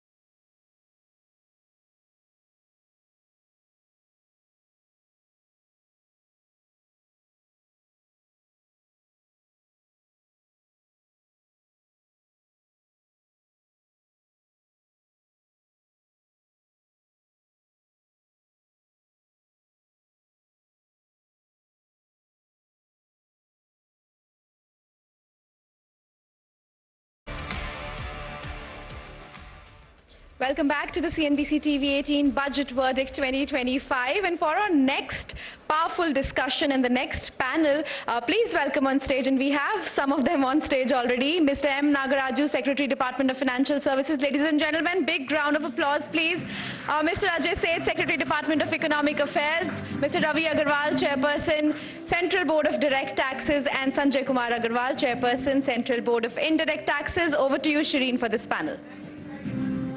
Gentlemen, a big round of applause for the secretaries from North Block who join us here. And they've been very kind. It's been a very busy month for them, not just a busy week, a very busy month for them. So we appreciate you taking time out here to join us and answer questions that are coming in live on our YouTube page, on our social media handles, and of course here from our live audience.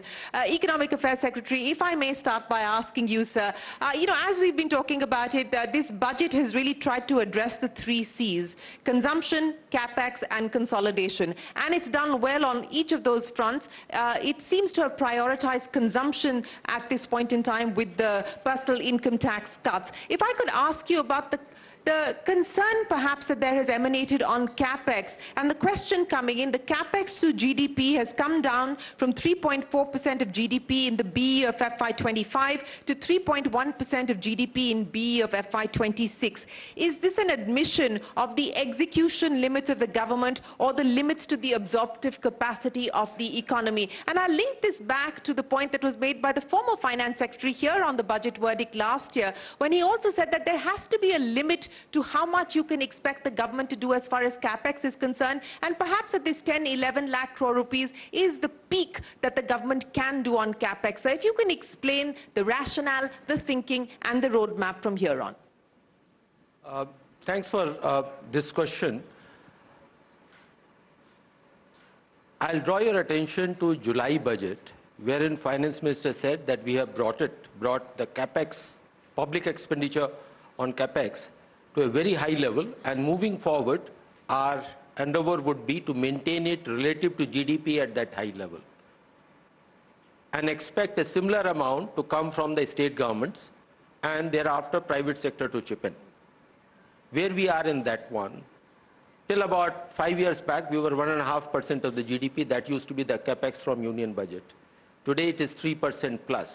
But if we add what the grants Government of India provides to states for providing for their capital expenditure, prime example, if you can say Jal Jeevan Mission, there's a huge amount of provision getting made there. The total provision is 15.5 lakh crore, which is 4.3% of the GDP. And please look at the number. Total fiscal deficit is 4.4%. Yeah. That means almost the entire borrowing of Government of India is going for capital expenditure. Since mid-70s, we never had a revenue surplus. So these are the limits of capital expenditure, what the government can do, union government can do. But even with reference to the revised estimates of this year, the increase, the total provision next year, 15.5%, is about 18% higher on an economy which will be growing at about 10% plus. So these are the limits, and by sure, it is not a reflection of implementation capacity, but the newer sectors have to be brought in. Newer sectors meaning urban infrastructure is a big sector, and this budget provides for additional 10,000 crore for them. Plus social sectors have to be brought in, plus public-private partnership where the push has to be given through the renewed effort on that part. Thank you. On each of those issues, sir, and if I could, address something that you just spoke about, the Jal Jeevan Mission, for instance. The question is, grants for Capex to states include schemes, as you pointed out. It includes the NREGS, it includes the Jal Jeevan Mission, the PMAY, etc. A lot of it, which analysts believe is not technically Capex. Why would you then include this to look at like the Capex budget, is the question, sir. See, there can be an issues around whether an asset, rural asset getting created out of employment generation scheme, whether that is a typical infrastructure or not, there can be a different opinion. But rural water supply will run into as large as 5 crore, 10 crore, 20 crore, even a 50 crore scheme. These are very much capital assets. So the only thing is, these are not the capital assets which will be on the balance sheet of Government of India. Okay. So even if we leave around that part, just come to that what the numbers are. Government of India is spending 3% plus of GDP, plus CPSUs is spending almost another 4.5 lakh crore, which will about 1.5% of GDP, is a substantial amount. The government system, union and central PSUs is spending close to about 19.5 lakh crores, which is 6% plus of GDP. So this is a significant number. So there is no deviation on part of the government strategy to address growth via Capex. That policy objective, that policy intent is steadfast. That is correct. And there where the balancing were to come in, that on one side consolidation is happening, as you said, a fine balance between consolidation, consumption and Capex. That is a fine balance this budget tries to do.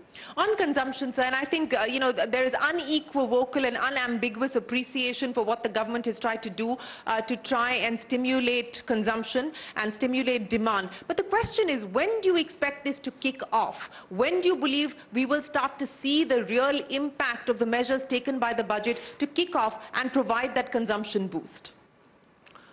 Other measures in the budget, whether it is on a Capex or on reforms or several schemes, will always have a lag. But as far as consumption, the big tax relief, which is 0.3% of the GDP, 1 lakh crore, individuals get to know that from 1st April onwards, that is an extra money in their pocket. They may use it for saving, they can use it buy durables, they can buy it for another EMI, for a larger house, etc. So the impact starts immediately, the very start of the financial year, because that money is extra money is available for them to use it in a manner, or even taking the family out for a tourist site, and hopefully within India. Hopefully within India, and those 50 tourist destinations that you're hoping to put in places to attract more tourism. But I come back and I asked you this question on budget day, sir, and I come back again to the estimates that you believe you're working with. Krishna, the former CA, said that he expects more than 2% addition to the GDP on account of the measures undertaken on the consumption side. Would you hazard a guess on that? I mean, is that something that is that a number that you're working with? I have not attempted doing a modeling. This will be based on certain assumptions would be there. Yes. But I see that in terms of giving a boost to the economy, this is the fastest means available. And it helps the middle class having an extra income. They take their own decision in whichever manner. Even if somebody were to do the savings, it will remain with the bank or in the financial market, which will go on to the productive activities later on. So I see it as a very positive for the economy. Where the numbers are coming, normally we see it over a period of time. Any capital investment has a multiplier effect of 3, 4 or even 5, it can come in. What impact it will have, we will see that certainly in high level of consumption. To that extent, the plant and machinery of the private sector get utilized much faster. Or if it goes for the tourism, then hotel occupancy goes up. And to that extent, those owners of those plant and machinery get enthused to invest in the next round of capital investment into the economy. That certainly is the hope. Mr. Nagaraju, let me come to you, sir, and address the issue as far as MSMEs go, because that was something that the government and the finance minister spoke about in the speech. There was a question here specifically from one of our audience members on why the interest subvention for MSMEs, which was for a period of 5 years, has now been done away with. They believe that it ought to continue. Your take on that, as well as some of the other measures that were announced by the budget, the enhancement of the credit guarantee for SMEs, etc. Do you believe that this will provide the much needed support, the much needed stimulus and shouldering for the MSMEs, sir? Yeah, see, the MSME sector is one of the highest priorities for the government of India due to several reasons. One is, of course, employment generation, and the other is contribution to the GDP and also to the exports markets. Now, this is where the highest potential exists in the country for creating additional employment. Now, if you look at the budget proposals that are proposed, there are several schemes to promote, incentivize, as well as give comfort for lending more to MSME sector. Now, the other scheme, apart from the MSME, there are several schemes for the MSME sector in this budget. The other thing we have revamped is the Stand Up India. Earlier it used to be Stand Up India to promote first generation entrepreneurs among the women, SC, ST. That limit has now been extended, and we'll be looking at a large number of entrepreneurs, first generation entrepreneurs, which will be again micro or small enterprises in the MSME sector only. So the government intention is very clear that whatever is the central credit guarantee schemes are there, they are going to lend to the MSME sector.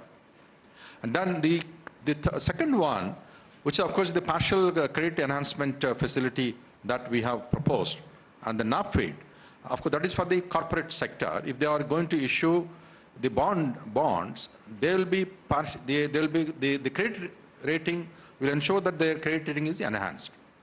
Okay, so the credit rating will be enhanced. Those are the measures for the MSMEs. But on the insurance FDI, sir, is there an expectation or an estimate of what that could mean potentially in terms of FDI inflow into the country? Are you aware of how many may be interested at this point in time? There are all kinds of numbers doing the rounds. While I can't hazard the guess, let me give you the number. From 2000 to 2024, the total FDI flow into insurance sector is 82,000 crores. Now, 24 years, only 82,000.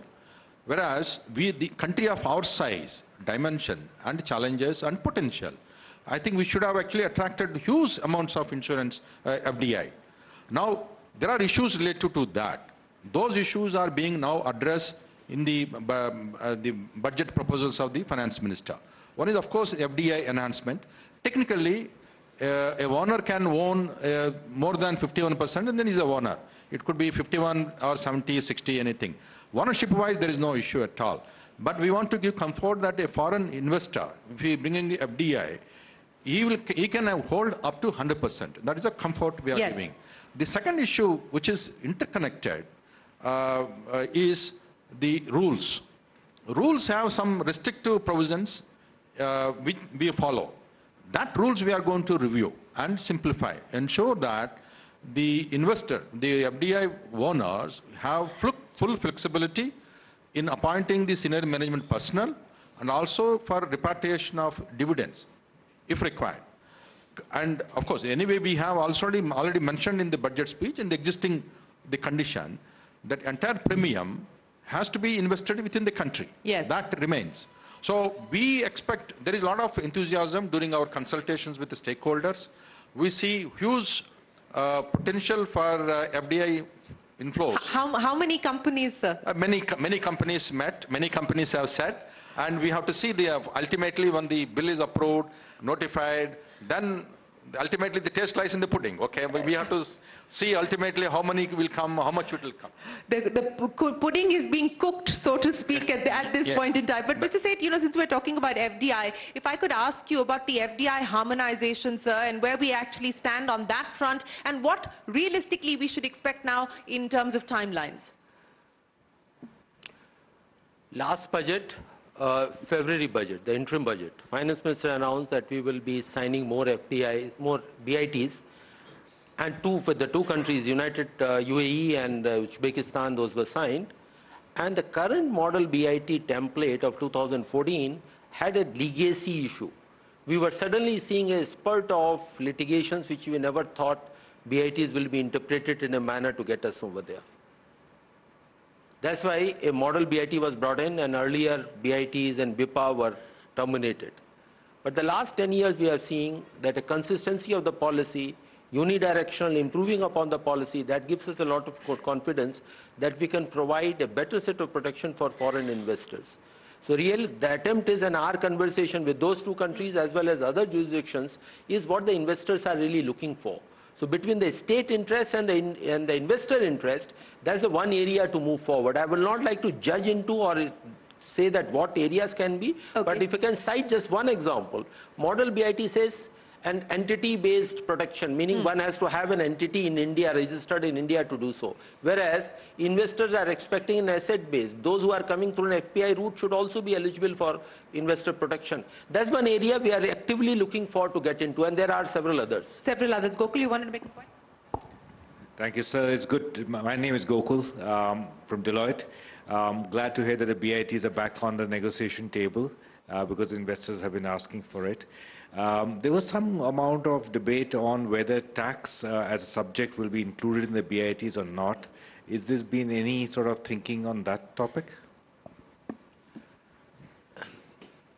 the finance minister has said we'll make it more investor friendly and we will have a deep review. At this point of time, to get to say that what is on the drawing board would be rather premature. So allow the government to complete that exercise, but idea is complete it over next couple of months, maybe in about 2 quarters, and then come out with a model or model BIT which is suited for 2025 requirement. At the same time, there's a realization that the world has changed. There are so much of global uncertainty. We have to shift our game itself to attract more FDI.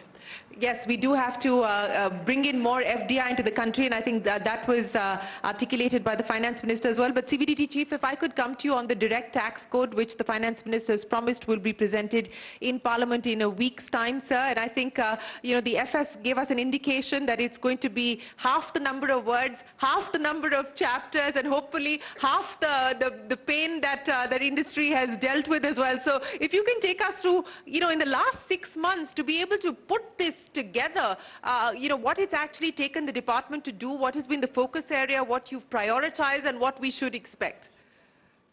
Well, yes, we did this comprehensive exercise of comprehensive review of the Tax Act as per the announcement which was made by the Honorable Finance Minister in July 24. And yes, it was a very involved exercise where we actually involved more than 150 officers of the department who worked on different themes and different chapters. The basic idea was to make the language simpler, to cut redundancies which had crept in over a period of time. This act is 1961 Act. We are in 2025, so more about 64 years. So some provisions had become obsolete also. So we identified those provisions, identified the gaps that had also crept in, redundancies and duplications were taken out. And as a result of this entire exercise in this 6 months, the act has been now, the proposed act would be about half. I would not say exactly half, but it will be about half. It will be about half because we have to take care of different situations, you see. The shift in approach is that, we have taken some provisions which were elaborated in the base act to the rules also. And also we took inspiration from the similar exercise which was done in other sovereigns. For example, UK, Australia, simplification exercise was done in those sovereigns also. They took substantial time, but we got some lessons from that exercise that was done. And going ahead, the approach is that how can we provide more clarity to the taxpayer, because that is very important to minimize litigation and to minimize that scope for multiple interpretations. Of course, when the language gets changed, the possibility of fresh set of interpretations also happens. Yes. But what we are actually looking at is coming up with the guidance notes also and comprehensive answers to possible questions that may emerge and for the taxpayers' benefit, so that that clarity is there, that when this existing language and the new language, how much of it is in sync and is in harmony. How much is in sync and in harmony, and I would imagine that the iffy portions are being done away with at this point in time, as the FS told us. But we have a question here for the CBIC chairman as well. Anita, go ahead. Thank you. So my name is Anita, I'm from PwC, and I have a question regarding tax certainty itself. Thank you so much for a lot of budget announcements which were really helping in this line, but I do have 3 suggestions, sir. The first is regarding customs. So, sir, can we have something like an advanced customs valuation agreement similar to the transfer pricing where we have the APAs, so that the valuation of the goods which are imported in India, there is a certainty with the importers with regard to that, especially from the related party transaction perspective. So that's point number 1. And we do know that it happens in certain other countries, especially in South Korea. It has already happened, and it is working very well. So the second one is regarding GST. Now, I do know that GST is center and state, but my question, sir, is that we used to have a sectoral committee, around 18 of them, which were actually focused on the various nuances of the GST implications on the various types of transactions in that particular sector. And there were FAQs, questions, there were discussions with the industry, and thereafter they came up with that particular FAQ, etc. So can we revive that? Because I do believe that there are a lot of areas where those type of clarity is required because GST is not same for everybody across the sector. And so the third one is that from a tax certainty perspective, again in customs, we have the Advanced Ruling Authority. We do have 2 benches, one in Delhi and Mumbai. But I do believe that India is such a large country, and I think we should be having at least a couple of more, whether in south or east, if those can be added, sir. I don't even need AI to take my job. Anita's taken my job away from me. Thank you very, very much, Anita, for a very comprehensive set of questions. Mr. Agarwal, go ahead, sir. You have mentioned about advanced ruling, and advanced ruling is operating from 2 centers, from Delhi and Mumbai. The number of applications which are received by the advanced rulings, we are finding that those are disposed of within very reasonable time. So there is no build-up of pendencies. But as you have mentioned that it can be created at other places, but now we are in the era where things are done online. Applications, because physical presence is not required. So documents are submitted online. Documents, and in case any kind of hearing is required, that it can also be provided online. In fact, we are emphasizing of conducting all sorts of hearing by adjudicating authorities online. We recently issued a circular in that regard also. So then I don't see any reason that we should create the authorities at different cities.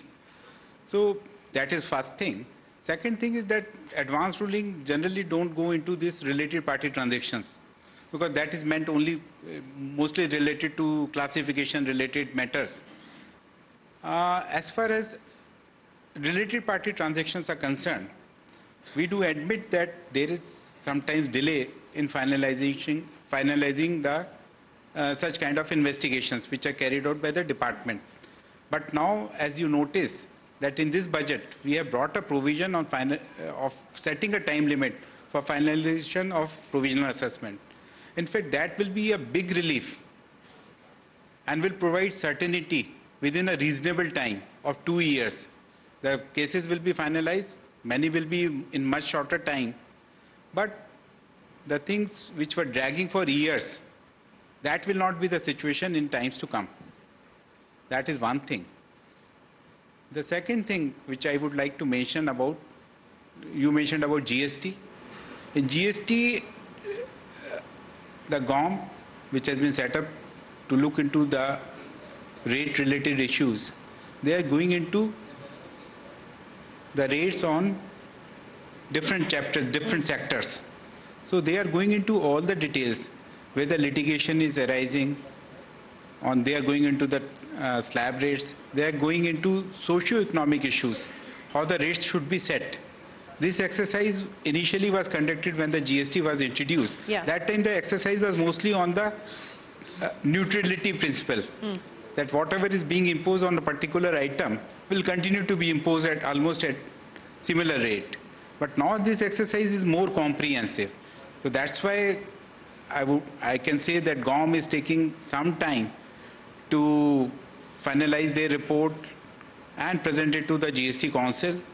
Thereafter, yes, it will be deliberated, a consensus will be built, and the rates will be notified. So Mr. Agarwal, if I may ask you, as you said that the rates when they were set earlier were set on the basis of a revenue neutral rate. So what will drive the rate rationalization exercise this time around? It has been, of course, pending. There have been there was a first GOM, and now there is an expanded GOM that's looking at this issue. But what is driving the rate rationalization exercise, and what do you believe will be a comprehensive rate structure that India should aspire for as far as the GST is concerned?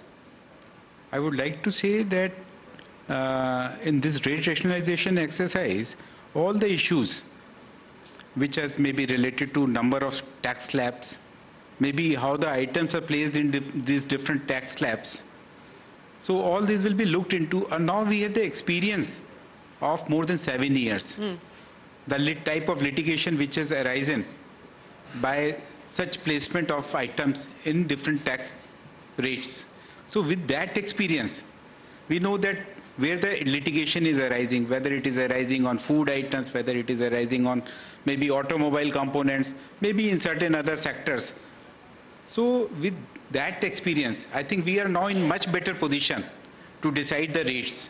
So do you believe that 28% slab, which was originally the slab as far as sin goods was concerned, but then saw a lot of additions coming in, sir, do you believe that there is a case now for significantly pruning and rationalizing the items that fall under the 28% slab?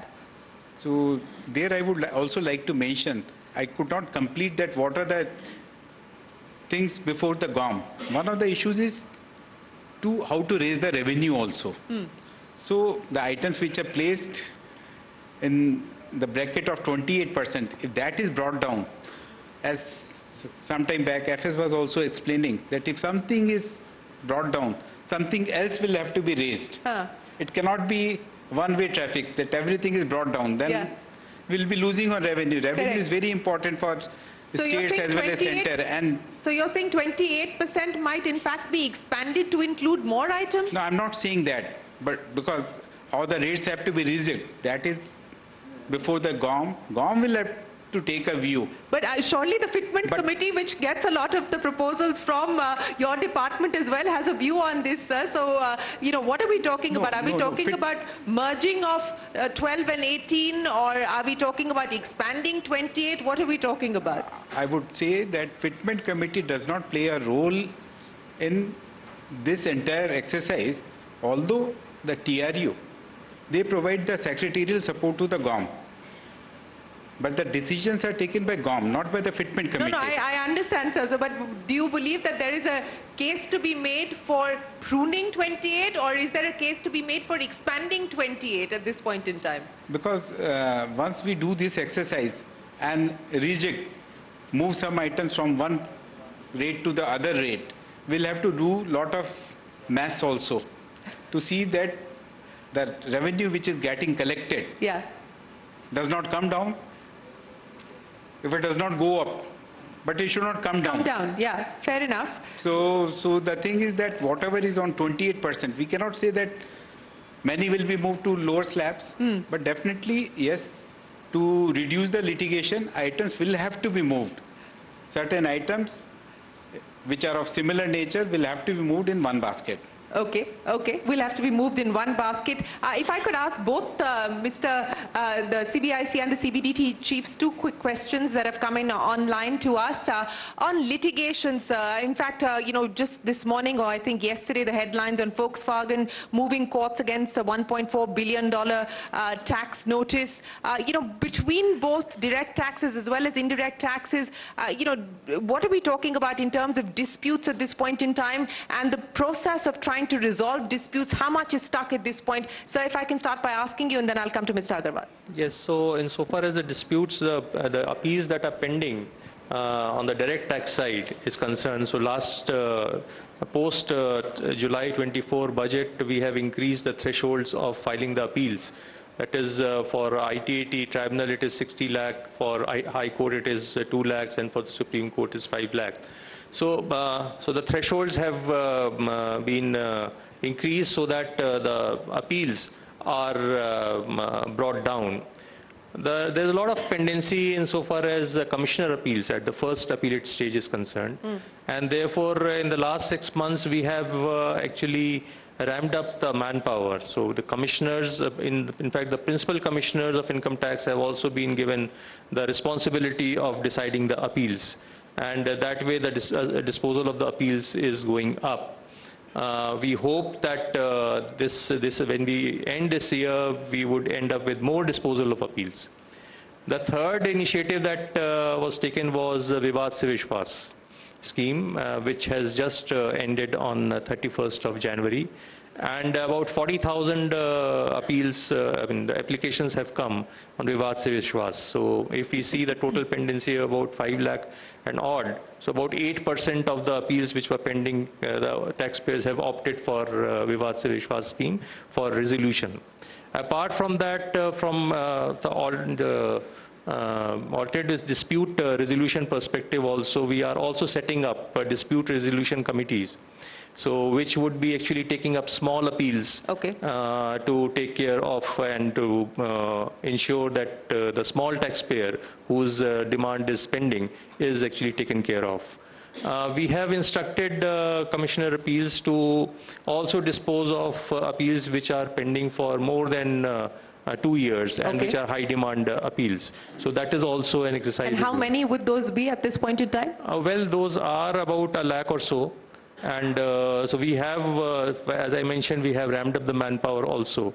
And A lakh in the quantum or a lakh in terms of appeals? in the numbers. In the numbers, terms of numbers, okay. yes. That's a Yes, fairly yes. significant Yes, number. that is a significant number, but we have done a ABC analysis, and what we find is that substantial demand is pending, is corresponding to about 15,000, 20,000 appeals. Okay. So that is being given a push first, so that we are able to take care of it. Sir, for you, and before I get the questions in.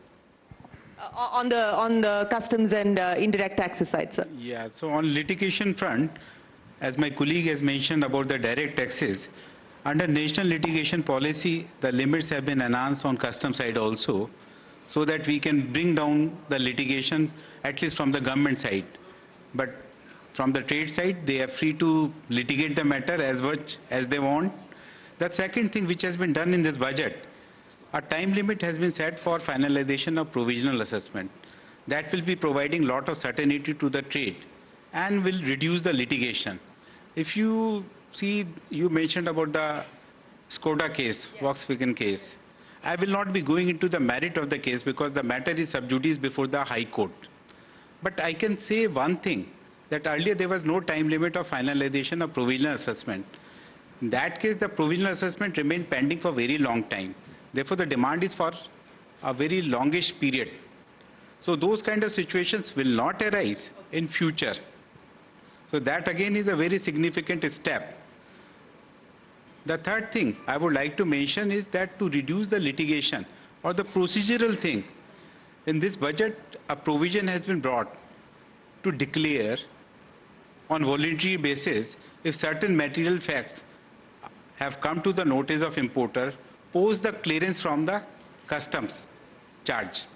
So there, if it comes to their notice, then they can file a declaration, and in case some duty has been short paid, they can make the payment of duty along with interest without penalty. But this will not apply in case audit or investigation has already been initiated. Similarly, in case they have they have paid the duty in excess and they have to claim the refund, presently they have to go and file an appeal against their own self-assessed bill of entry. The appeal will take some time to decide. Then once they get a favorable appellate order, they will have to come back again to the department, seek an amendment in their bill of entry, self-assessed bill of entry, and then file a refund claim. This entire thing has now been short-circuited. Now they can file a declaration post-clearance. In case excess duty is paid, that itself will be treated as a refund claim. So this will also reduce lot of litigation which is arising because this facility was not available. This is Sandeep Bhalla from Dhruva Advisors. One of the questions was, you mentioned about reducing litigation on direct taxes. There used to be settlement commission which has been abolished, or in some sense, that actually used to reduce a lot of litigation, particularly in search cases where, there were questions of facts, there were questions of law, which were also considered during this. So that was one. Is there a thought process to bring something like that back? There was a demand of the industry that wherever the appeals are pending for more than a year or more than a certain period of time, at least the first appellate authority is not passed an order, then at least allow the assessee to file an appeal suo moto to the tribunal, so that at least, because today the situation is that while the appeals are pending at the first appellate authorities, tribunals do not have enough work on their hands. So you file an appeal before a tribunal, it comes up for hearing within 3-4 months, mostly between 3-4 months. So is there a thought process on moving some of these appeals to the tribunal? So that's the second question. Yeah, so insofar as the first issue is concerned, so that was a policy call that the settlement commission was done away with. But then simultaneously, as you would recall, that last July, and so far as the search cases are concerned, the concept of block assessment has again been brought. wherein as against the past where each of the years we used to be reopened under 148 and then would get time barred at different points in time, bringing in inconsistencies, because by that time the officer would also have changed and new set of interpretations would happen. So therefore now a block assessment concept would perhaps, that would ease the process of assessment, and then also a 60% tax on the entire undisclosed income. That concept has been brought. So therefore I think that is what we feel, that insofar as such cases are concerned, the process has been reasonably, you see, streamlined or maybe made easier than what was there earlier. So that is point one. And then the entire search case would be actually considered in one go. The material would also be considered in one go, and that would, at least that would take care of inconsistencies in the approach, because the examination would be done at one point in time. And so far as the second point is concerned, that if there is a pendency with CIT appeals, then can it be actually escalated to the ITAT? At present there is no move like that, because it has its own implications. Because when it goes to ITAT, whether it goes as a first appeal or it goes as a second appeal. Yeah. Right. So that is also an issue that one has to actually see. So that is not under examination at present. Not under examination. DA Secretary, let me come to you on one of the issues that, of course, at this point in time is grabbing headlines world over, and that's the move on cryptocurrencies. And ever since we saw President Trump come to office, we've seen a rally in cryptocurrencies. Is there, at this point in time, I mean, work was on a cryptocurrency paper here as well, and of course we brought in the tax, but the RBI has been steadfast in saying no to cryptocurrencies. What is our approach likely to be now in light of the many global developments that have taken place on cryptocurrencies? Any change in stance, any change in thinking at this point in time, sir? Cryptocurrency, as we are aware, we have done a discussion paper, including at the senior level participation from the Reserve Bank of India, and the committee had finalized the discussion paper. But thereafter we find that when it was about to be issued, that several jurisdictions, and you named one, but more than one jurisdictions have changed their position on crypto assets in terms of their scope, where they see the utility, including for settlement, multilateral settlement of payments, cross-border payments. So there's one side, they're saying that much stronger use of crypto assets as a stable coin, which will have a large implications for an emerging economy like ours. The second one, using it as a multilateral settlement mechanism, which will again has a very major implications that how the global systems are organized. So in that context, we are recalibrating the paper, because the purpose of that paper is to pose the right questions to that stakeholders so that we get the right answers in terms of an appropriate answer to inform our policy making. But what does the recalibration mean, sir? Because at this point in time, the RBI was very clear. They don't believe that cryptocurrency is the road to take at all. Is there a change in approach, given the fact that countries like the US are now full-fledgedly moving forward with cryptocurrencies? So I will mention it that in 2023, when India had the G20 presidency, at that point of time, the stances of various jurisdictions, and I'm using the word jurisdictions instead of using the word countries, was fairly well known, and there was a stable position each one of them have taken. And this is one asset class which doesn't believe in the borders. We have to, what others will do, we have to be fully conscious of before we decide our own policies. It is not just a stable coin. At the 2023 issue was only different jurisdictions were looking for crypto assets as a stable coin. Right. Which is not a stable coin, doesn't have any much value. But a stable coin can cause a significant risk for our economy, for all emerging economies.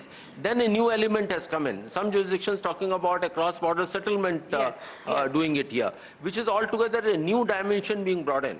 So that requires to getting back not from the ground zero, but certainly going to the last stages of the drawing board and saying that do we have to recalibrate few of the questions so that we understand the risks very clearly and what can be the possible policy So by when do you believe this recalibration exercise will be over? And I'll get Mr. Nagaraju to comment on that as well.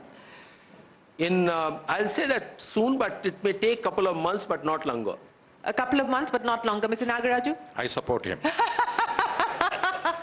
That's an easy answer, sir. That's an easy answer. But let me... We speak on the same voice, okay? But let me come to you, Mr. Nagaraju. Two questions, sir. And one, I think that consumers here will, and across India, will be widely tuning into this KYC updation business, sir. And you made some announcement on that central registry. What should we expect now on this KYC updation, sir, if you can clarify for us? See, the KYC now is the most authentic repository of information and also identity for the country. It is widely used.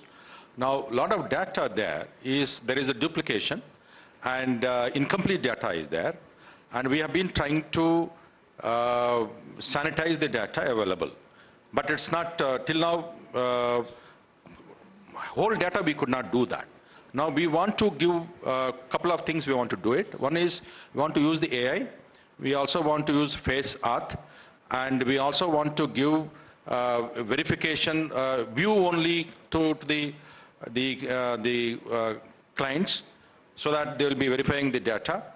And we want to do 100%. And deduplication, that also we want to weed it out, so that the database is much more robust, much more authentic, and it could be utilized by all the FI agencies. Okay. Quick question on banks as well as NBFCs, Mr. Nagaraju. And, you know, the pain on the unsecured side that was red flagged by the RBI, do you believe that that is now a thing of the past? It's behind us?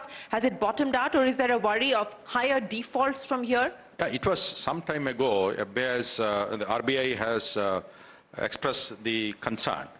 But if you look at it now, the net NPA of NBFCs is about 1.2. And the gross NPA is also declined.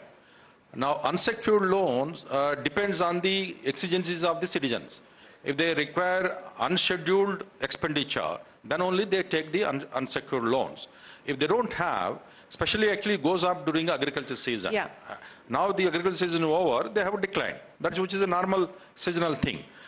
We don't see any actually risk, long, very sustainable risk for these loans for the NBFCs. They are okay.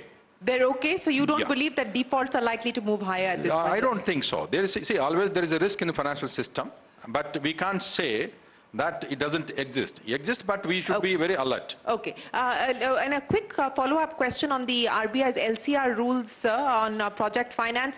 You know, are they likely to go forward? Are they on the back burner, or are in the cold storage, sir? I'm not going to second-guess the RBI, but RBI has issued the draft. And we have conveyed our views on that. Now, they have not issued the final draft, the regulations. So we will take at that time. Okay? Is that on account of your persuasion, or have they dropped the idea themselves? They consult a large number of stakeholders. You're the biggest stakeholder. And the government is also a stakeholder, because we have the responsibility of public interest. Right. And we don't want to lock up a lot of capital into this kind of ideal situation. So we have expressed our views based on the feedback we received from the industry. Okay. Now the RBI has not issued. So let us put a full stop there. Let us put a full stop there. I get my cue, Mr. Nagaraju, but we've got a question here on MSMEs. Go ahead, sir. Hello, sir.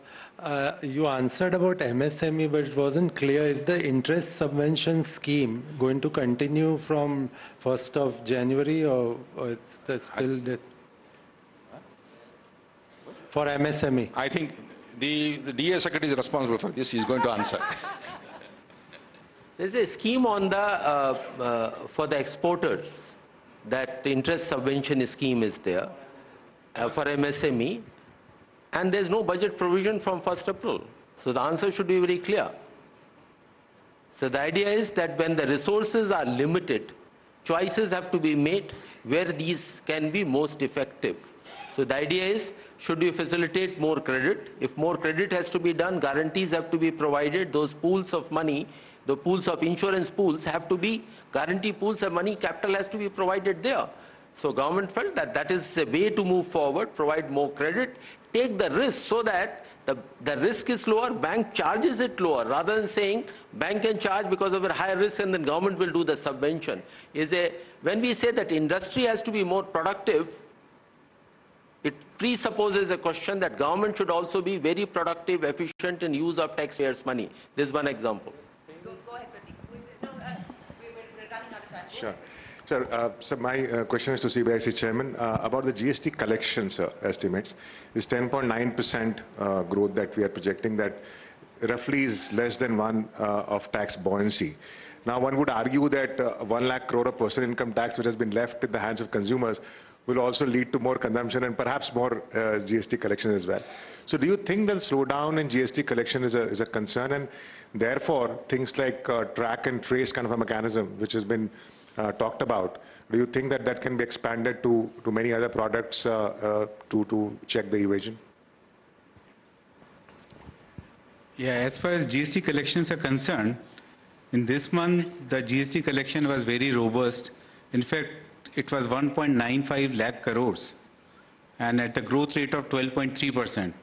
So this is the second highest ever GST collection in the history of GST.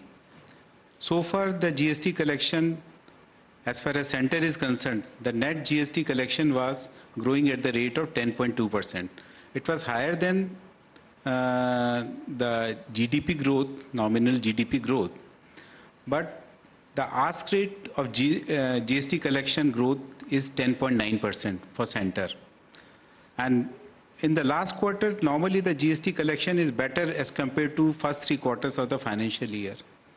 And this month revenue collection gives us confidence that we'll be collecting the revised estimate, which is the same as the budget estimate for GST revenue collection, which is at the level of 10.62 lakh crores.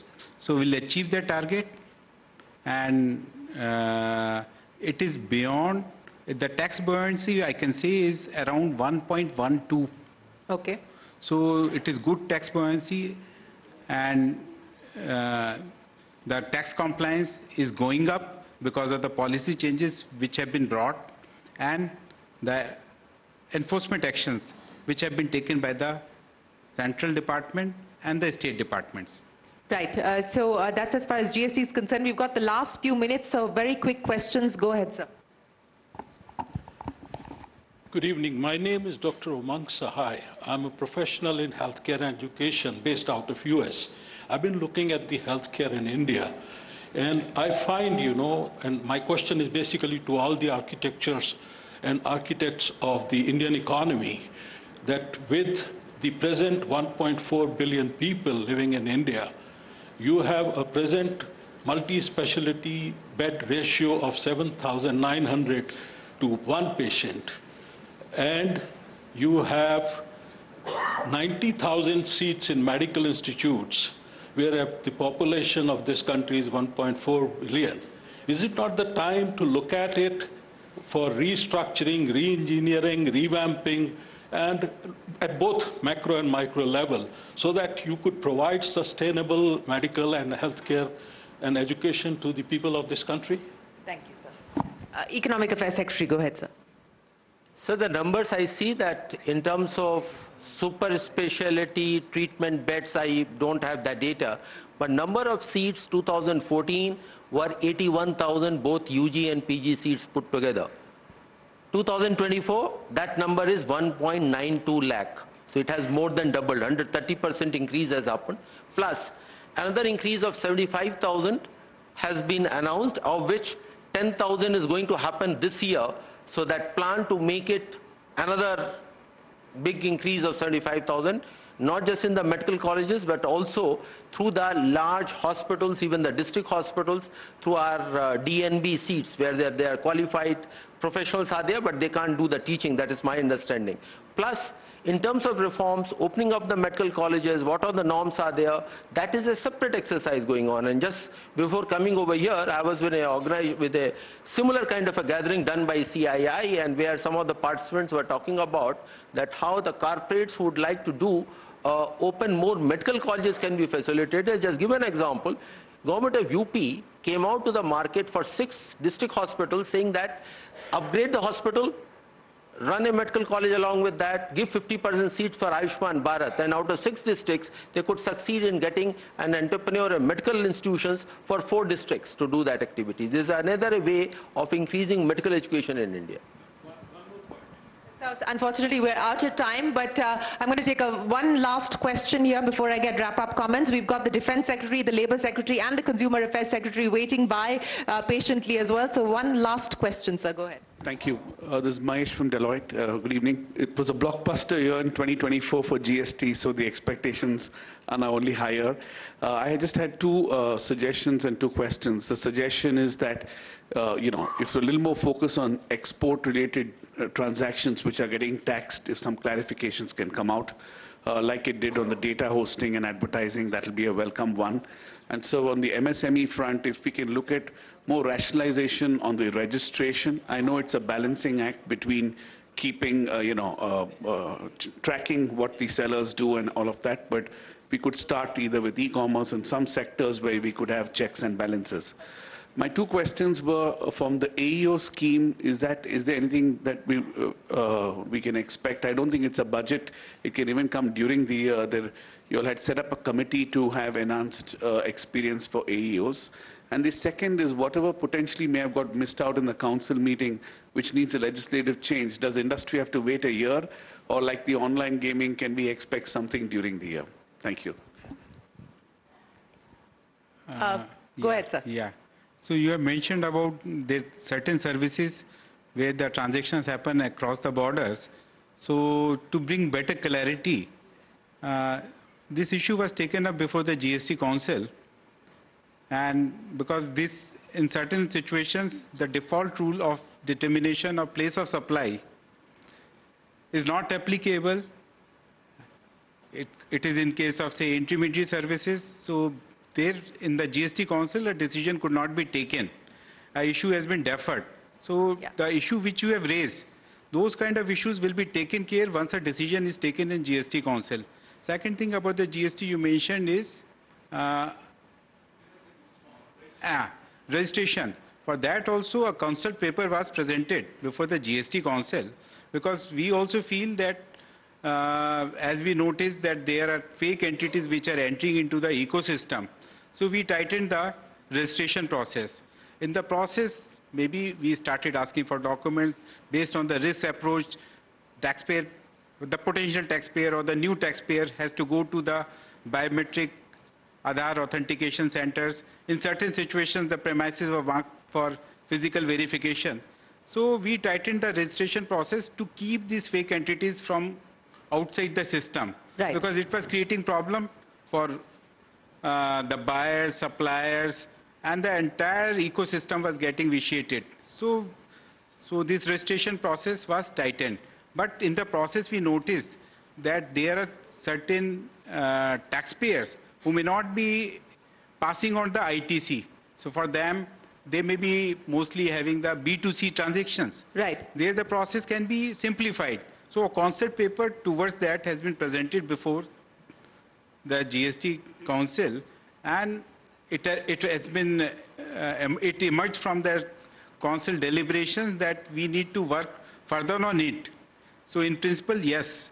So it will have to be further fine-tuned, and then maybe in the next GST Council meeting, before that, that report will be ready. Okay. A decision can be taken so that process can be simplified for certain types of entities, and which may be a huge chunk of entities which are entering into the GST ecosystem.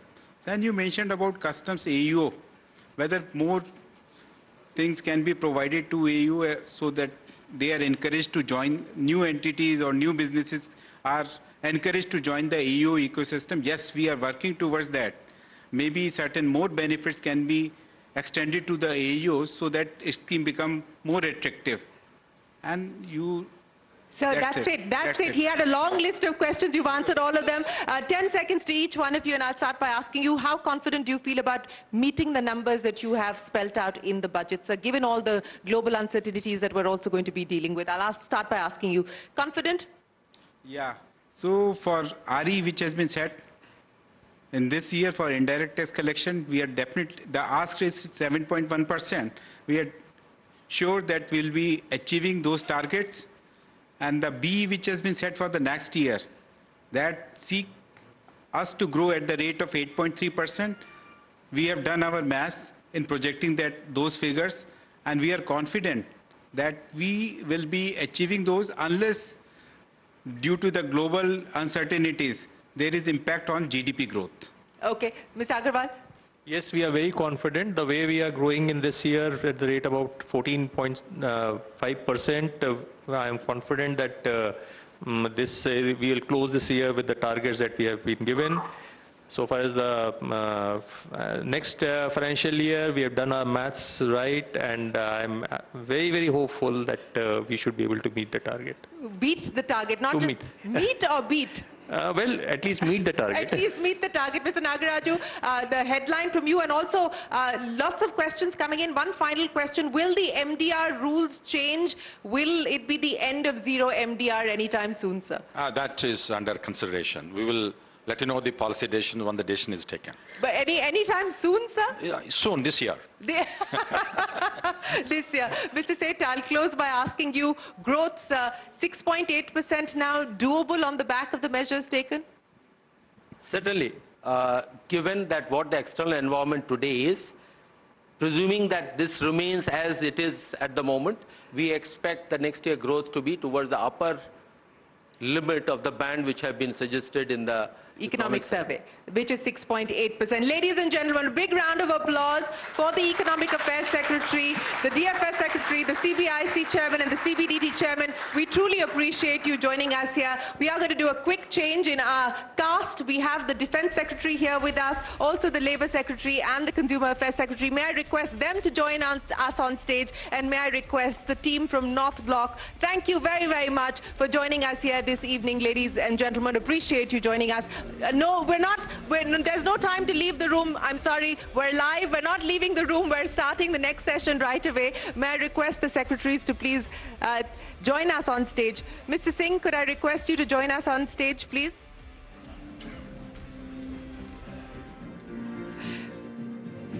Mr. Singh, may I request you to join us on stage, sir?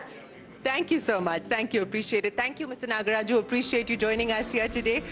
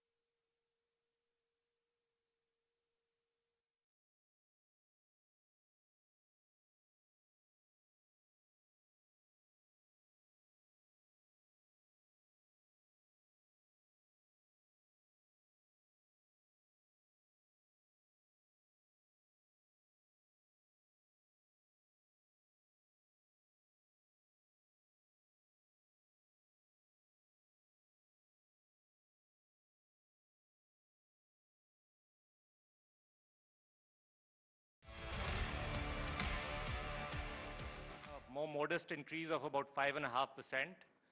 But I want to emphasize that what matters in defense is not really the annual allocation. What matters is the number of contracts you are able to sign up and thereafter fulfill, because that really determines your pace of expenditure. And in that, let me assure you that we are on pace right now to sign the largest number of contracts ever in our history. Okay. The largest last year was another high of 1,08,000 crores. This year we've already hit 1,15,000, and my intent is to double last year's number before the end of this financial year, and the result in terms of expenditure will follow thereafter. So doubling by the end of this financial year, sir? Yes, I intend to cross 2 lakh crores and maybe even more. Coming back to the other issue of reforms, from day one, after I've joined this ministry, my focus has been on procurements. That's an area which has always been bedeviled by delays. We've identified where the delays are. The delays are in a lot of, in 3 specific areas essentially. In terms of the delays in finalizing the documents, the RFPs, delays in the field, what they call the field evaluation trials, and thereafter the delays in what they call the cost negotiations. All of them take years at a time. And those are the areas where we are going to ensure accountability in terms of much shorter timelines. And that is why, as I said, I intend to ensure that our contracts this year will be double, if not triple of last year.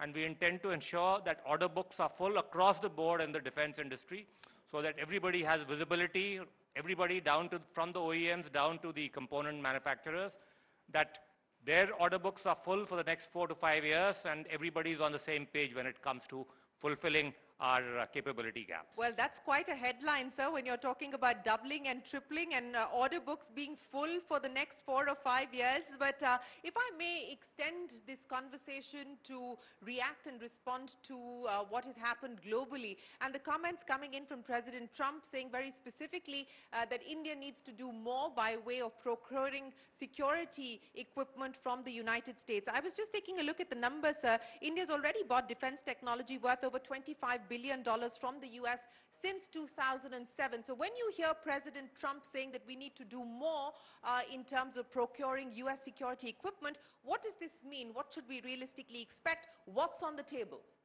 So first of all, of course, this has nothing to do with the budget. No, it doesn't. But it's linked to the overarching landscape that we're dealing with. Sure.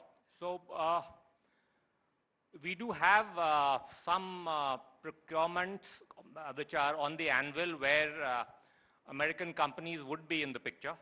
And as long as they are able to meet our requirements in terms of quality and in terms of certain levels of indigenization, of course we'll be, those are carrots that we will be able to dangle before the Americans, and hopefully we'll be able to give some of those contracts. Let me stress that India has already ordered some 1,500 odd civilian aircraft from both American and from Airbus about 1.5 years back, over the last 1.5 years, which means in a sense that we've lost some leverage there. We've also already ordered these Predator drones a few months back. So yes, we are already meeting a good proportion of our requirements from capable American companies, and we intend to continue doing so. There will be significant buys, and some of that will go to the US as well. Could you lay out for us where the conversations are on any specific contracts or any specific items at this point in time, sir? See, we've already ordered these Predator drones. We have these engines that are already ordered, which in fact the delays on their side in terms of meeting some of those timelines, although now they've given us a revised timeline where it starts from March and then they start delivering about 12 next year and 20 every year thereafter. So yes, I mean some of those delays also on these Apache helicopters, the delays are on their side actually. On the anvil, there are some other potential areas where we can talk to them in terms of transport aircraft, maybe some infantry vehicles, and possibly some additional reconnaissance aircraft as well. So yes, there are some potential buys there where their companies can be contenders. That is all I would be able to say at this stage. But yes, there are areas of interest where we can engage with them and possibly find common ground and win-win solutions with the new US administration. Common ground and win-win solutions. I appreciate you being able to share what you have been able to. I know that this is a sensitive issue, Mr. Singh, but let me get the Labour Secretary into the conversation as well. Thank you very, very much for joining us. The last budget had put together a scheme as far as internships and so on and so forth was concerned, and this budget is ostensibly taking that forward through the National Manufacturing Mission, through what they're attempting to do as far as MSMEs are concerned and so on and so forth. How does this open up the employment and the labour market, and what do you foresee as the impact and the implications of the budgetary announcements? You see, the employment-led development theme of the budget shows how it prioritizes employment and job creation. And in fact, if you search for the word employment across the speech of the Honorable Finance Minister, you'll find it appeared multiple times, 17 when I counted it. So when we look at this closely, this builds on what was announced in July last year, the employment-linked incentive, which was one of the schemes under the Prime Minister's 5 package, creating opportunities for skilling, internship, and employment for the youth. It's very interesting when we look at the budget document, how in various sectors, in multiple initiatives, job creation has been prioritized and intertwined with growth and investments, and with the institutional mechanisms. So when we look at the focus on MSME, the limits which have been increased, the investment and turnover to enable them to grow faster, and also the credit availability for the MSME. Yeah. And MSME, we know, is a major growth driver of jobs in the country. So that's a very major initiative. Something like 25 crore people are already employed by almost 6 crore MSMEs in the country. So this is definitely going to bring more quality, more production, and more exports. Similarly, there's the labor-led sectors, manufacturing sectors. Footwear and leather alone is expected to create 22 lakh jobs. And then there'll be the indirect jobs, and of course, making India the global hub for toy manufacturing. And when we look at food processing, the focus on food processing in the eastern part of the country is going to bring a multiplier effect on jobs, whether in the logistics sector or production sector. Then again, there's tourism, hospitality, Heal in India. There is the social security coverage for gig workers, and the platform economy is an emerging major driver of employment. And of course, there's the shipbuilding, which again will have direct, indirect impact. You want me to go on? No, that's a long list. Since you mentioned gig workers, yes. I have someone here who's been waiting to get in on a question on gig workers. Go ahead. Yeah, thank you. Good evening. My name is Prashant Singh. I represent Avigna Enterprises, which is India's largest gig platform. And we have been closely looking at the budget for gig, and there was a mention of social welfare scheme for gig. But the definition of gig, ma'am, is not very clear in terms of who should be registered on eShram, and then how the insurance will be taken care in terms of multiple employment for the gig. So we would like to know more, if you could please throw some more light on this, that how it would be taken care for the gig workforce. Okay. And last but not the least, also how, being an MSME and a fastest growing startup in this domain, what benefits the companies can get from this. Thank you. Thank you so much. Go ahead. Yeah. See, there is a difference between gig work and platform work, and the platform worker is also a gig worker, but on a digital platform. And the scheme which has been announced is for the platform workers on the digital, work space. And as we know, the digital workspace has created a plethora of employment opportunities for the people, for the young people. And this is a very flexible work area, very flexible workspace. Also very distinct from traditional employment where there are work contracts and there's social security and so on and so forth. At the same time, the platform workers face a lot of challenges in terms of their work schedules, the flexibility, the algorithms, and so on and so forth. Giving them social security coverage has been a priority of the government. If you recall the Social Security Code, which was passed by Parliament in 2020, that defines a gig and platform worker for the first time. And I would say that this is one clear definition that India has actually given in the world. We are the first to clearly define that these are workers who are outside the traditional employer-employee relationship. which also makes them vulnerable, and which is why this is a very significant milestone that the budget has announced. Social security coverage under Ayushman Bharat, Prime Minister Jan Arogya Yojana, which will give them 5 lakh rupee coverage for secondary and tertiary treatment for the year, and it will bring access to thousands of, of course, they'll be staying in one place, but the PMJAY gives you access to more than 30,000 medical facilities, institutions in the country. I think that's a big step, and what is going to happen now is that we encourage the aggregators to get onto the e-Shram. We've already been working with them, register the platform workers, they get identity cards, and then they get access to the PMJAY, the Ayushman Bharat medical health care scheme. Right. And that is going to happen in a stepwise manner, but very fast. We are going to move very fast. Thank you for giving us clarity on that. But let me come to the Consumer Affairs Secretary as well. Ma'am, it's a volatile environment as far as commodities are concerned, but specifically on the back of the domestic challenges as well as the global challenges, what do you believe the budget has been able to prescribe to be able to cope with some of those? So I think the budget actually, a very encouraging effort was, the announcement of a 6-year mission on Atmanirbharta and pulses.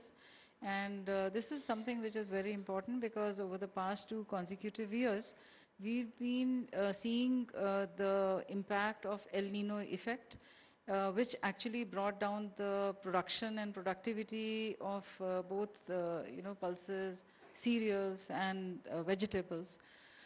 So the retail, the average general retail inflation, we can see that, although it is declining, and the food inflation has also come down and will be further, decline. But I think this self-sufficiency in pulses is something that, it will basically increase the affordability and the availability of an important food ingredient. So I think a very important step has been taken up in this budget announcement. Yes, a very important step indeed. But Mr. Singh, if I can come back to you again, sir, and I was just again taking a look at some of the numbers. There's been a significant jump of 43% in the capital budget related to the BRO. There's also been a hike of, I think, 12% as far as R&D is concerned. And also in terms of, the roadmap for the next financial year, if you can lay out a little bit more color on the indigenization front as well, sir. Yeah, so under the leadership of the Prime Minister, we've basically decided that we are going to spend most of our defense money within the country.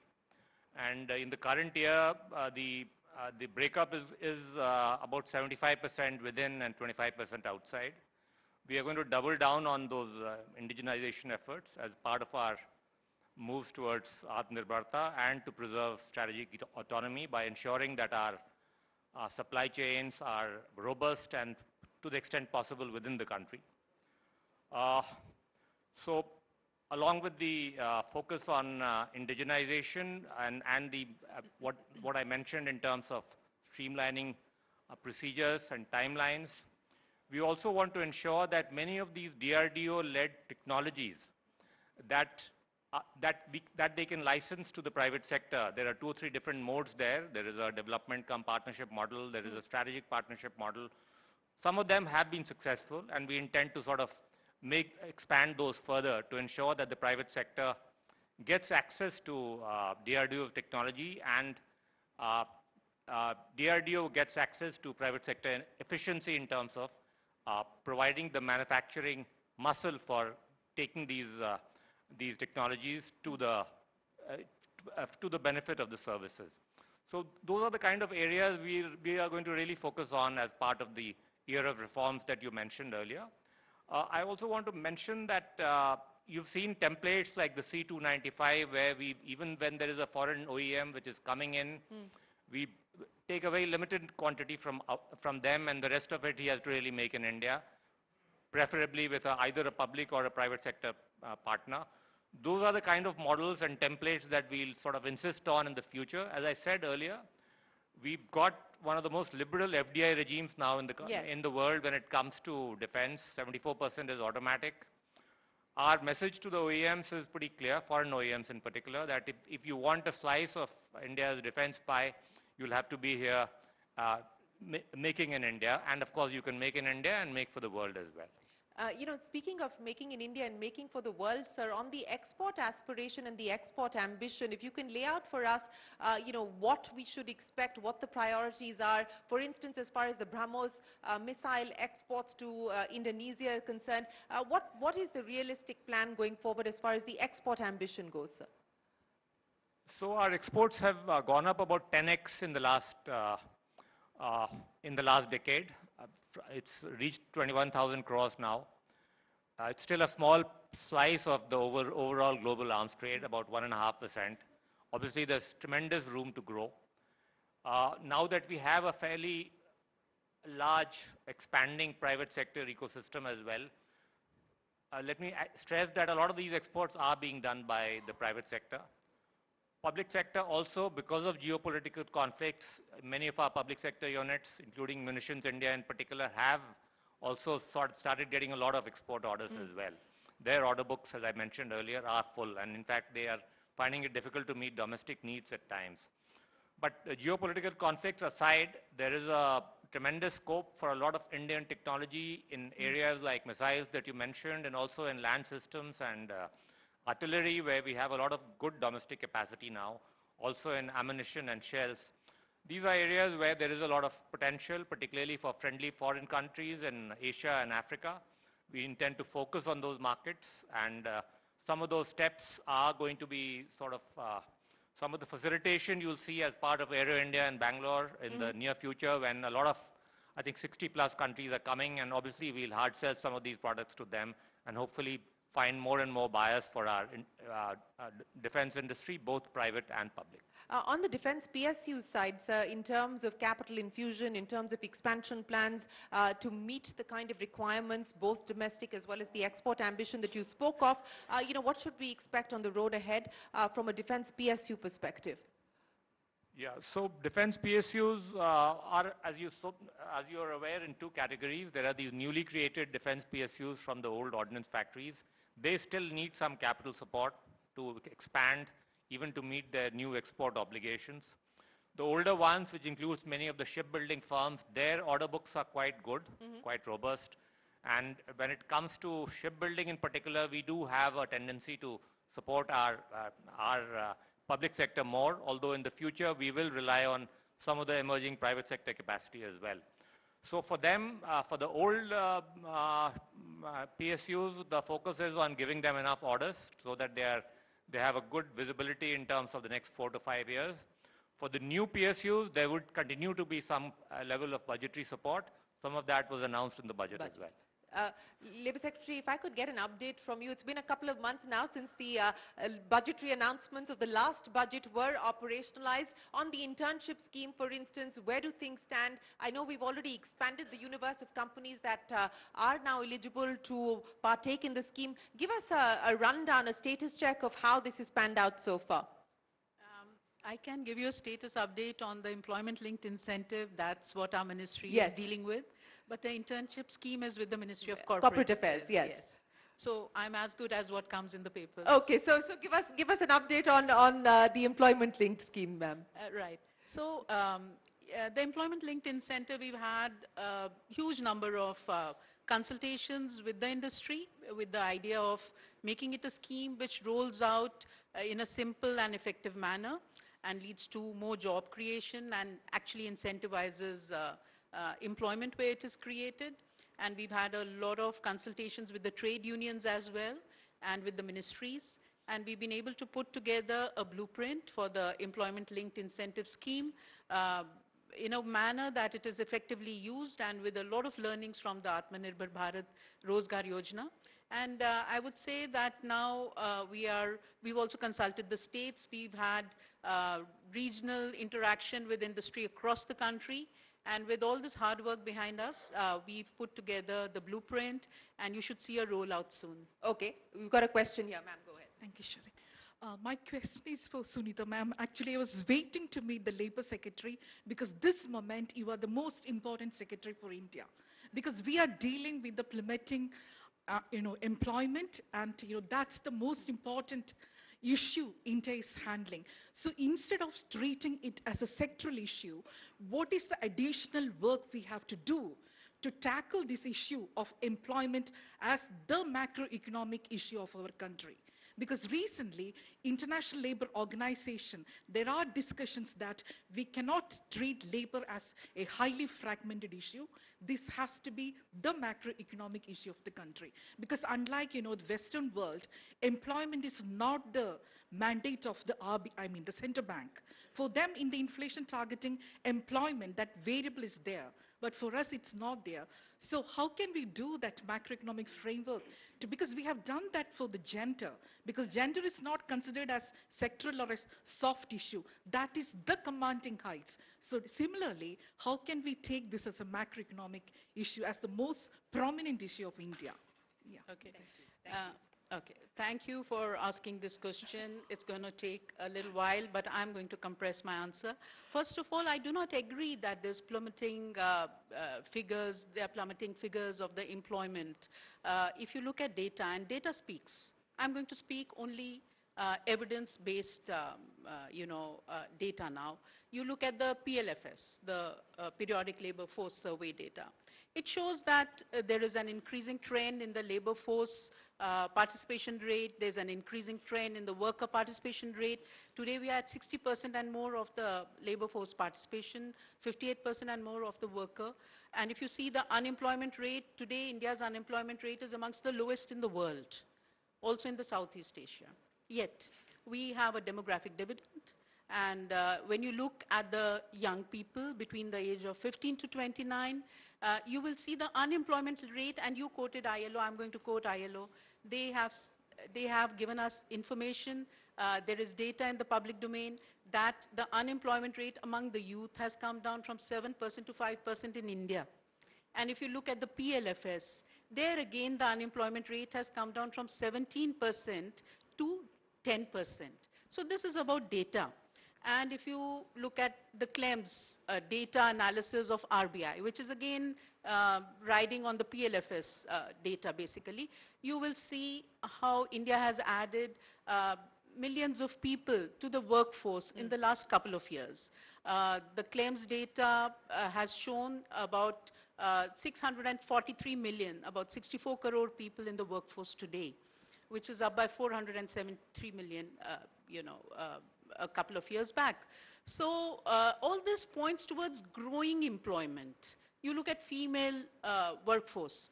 The female workforce, it's very significant to see it's crossed 40% in the country. And there again, you do see a trend towards self-employment. Women being, there's nothing wrong in being self-employed. Let's not have value judgments. Let's look at the data. I'm only going to speak about data and what the data is telling us. There's nothing, I'm just inventing. Women, if you look at the women workforce, there is a movement towards, there's a slight decline in the salaried and slight decline in the casual labor and movement towards self-employment. The self-employed are also employed. If you look at the ILO definition, you look at the PLFS definition, because they're contributing to economic activity. So if they're contributing to the profit on the farm or they are getting paid for it, they are part of the workforce. Now, there will be other aspects. You will say that they should be paid better. Nobody is denying all these things. Now you come to the budget. The budget has shown how job creation, employment is a multi-stakeholder commitment. It's a multi-stakeholder effort. And that's where the industry and the different sectors of the economy, the service sector, which is, so that's a long answer. No, but a very comprehensive answer. Thank you for that. But Ms. Khare, linked to employment as well as the global challenges that we're faced with, the opportunities for skilled workers looking outside of India at this point in time, and I know that is an area, that many stakeholders are going to have to look at in the context of what's happening with the H1B changes and so on and so forth? I mean, is this something at all that you're looking at as challenges that we will have to deal with and cope with? I mean, I would say that although this should be best answered by MEA and other agencies, I can only say that, our labor is a very highly skilled labor, which is applying for jobs elsewhere, and also gets very highly regarded and respected. So the job offers are actually, coming from all kinds of, locations. So I don't think there should be a cause of worry. Speaking of challenges as well as the road ahead, sunrise sectors like electric mobility and so on and so forth have, of course, got a fair degree of attention from the government as well as from the budget. But there have been issues, for instance, that the CCPA and all are looking into at this point in time, consumer complaints with regards to electric mobility specific companies. Where do things stand on that front? And there's again a demand of perhaps more harmonization of standards and so on and so forth. How do you look at that as we move forward? So what the Central Consumer Protection Authority does is basically looks into a lot of complaints which get registered on the National Consumer Helpline 1915, and then decide whether it's a fit case for class action for violation of consumer rights, unfair trade practice, or a misleading advertisement. Now, in case of the EV, we found that there were more than 10,000 complaints which got registered within a span of a year. And we thought that this is a fit case for taking it up as a class action matter. So the matter is there. There is a procedure in which the authority works. Notices are given, and opportunity of hearing is provided. The whole objective is to make sure that the people who are behind it, they should step up their grievance redressal mechanism. They should also be able to, especially if there are issues of product liability or deficiency in services, that also needs to be ramped up. So I think CCPA has been doing and looking at all these issues largely to make sure that the consumer satisfaction in the country is very high. But have you arrived at a conclusion now? Are you anywhere close to arriving at a conclusion in this particular matter which pertains to Ola? So this matter is under investigation, and I think we can rest our case from. Okay, the matter is still under investigation. A question here for the Defense Secretary. Go ahead, sir. Good evening, sir. Vivek Arora here. So you mentioned that 75% indigenization we are talking about as far as, defense spend is concerned. Now, looking at the sensitivities of our neighbors, Pakistan and China, so to speak, how do you balance the build versus buy against this, make in India thing? Because we need to have a speed of execution and getting our defense supplies up to speed, looking at the speed at which the neighborhood is getting their supplies. Yeah. So it's an important point, and there is obviously always going to be a trade-off. Although, to be very frank, even global buys now have been very badly affected by geopolitical conflicts, as a result of which you would have known that two of our biggest suppliers, Russia and Israel, both have conflicts, and they've had to delay some of their contractual commitments to us as well. So there's no guarantee that, in fact, there is less guarantee in some ways at times. So yes, from time to time, where we have technologies that are promising enough to put our bet on, we will be going the indigenous route. Where we have capability gaps that we need to fulfill fairly soon, we will have to do a certain amount of global buys. But we are confident that, it's not an either-or situation. I've mentioned some of the templates that we have now of strategic partnerships, of collaboration between public and private, and between foreign OEMs and Indian public sector and Indian private sector companies. So we intend to follow all those routes, basically take a pragmatic view of those trade-offs and ensure that our services requirements are met. But in the long haul, we intend to double down on indigenization, as I mentioned. doubling down on indigenization. Labour Secretary, let me come to you. More questions coming in. Social security refunds of H-1B visa holders, is that something that you're looking at or looking into at this point in time, ma'am? I'm sorry, is that about the labor codes? No, this is on the social security refunds of H-1B visa holders. Okay. So I'm afraid that's something which MEA deals with, but you could ask me some related questions. Okay. No worries. What I wanted to understand from, we've got a question here for you from this gentleman here. Go ahead. Thank you. Ma'am, my question is for Labour Secretary. Ma'am, you talk about Social Security Code 2020, and Government of India has also introduced IR Code 2020. So when we really look at gig workers and they have to register on Shram portal, so one aspect that I really want to understand from you, there is also digital divide. If you look at the categories of gig workers, so contractual laborers, so they also fall. There are various categories. So digital divide is there in India. So how you really look at the idea or impact of IR Code 2020 and Social Security Code? Then did you also see the change in terms of legal cases so far the labor courts are concerned? Thank you. Thank you. Was that the legal? The labor code, ma'am. Labor codes. Yes. Okay.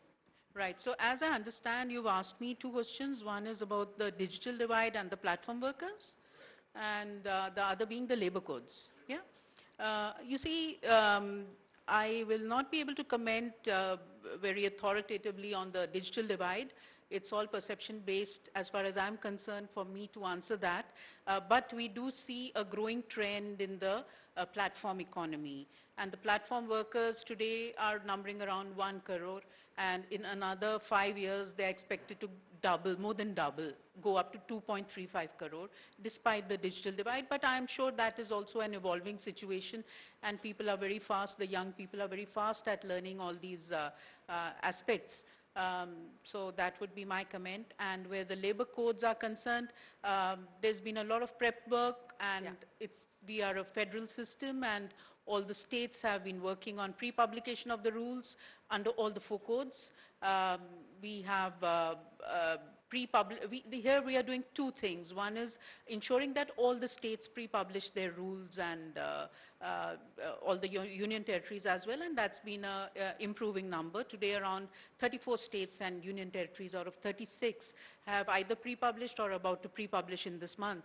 Second is the quality of the draft rules which each state has put together, because we would like to ensure a harmonized, standardized rollout of the labor code, and the businesses should not have to deal with different interpretations across the country. And we worked very hard there. We've had regional conferences, we've given report cards to all the states, and we've been able to improve the quality of the draft rules as well. Well, so 34 have already come on board in terms of either pre-publishing or soon to pre-publish. Thank you very much for that clarity.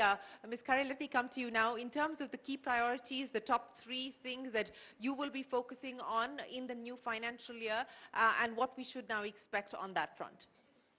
So the major thrust would be basically to have the food security, to also have a control over retail, especially food inflation. That will only come if we have self-sufficiency in major crops. And I think with the help of the central nodal agencies like NAFED and NCCF, we can also assure the farmers that whatever they produce, and if they pre-register themselves with these agencies will procure as much as is offered. And that will also not only support the farmer, but also make sure that there is enough for the consumers.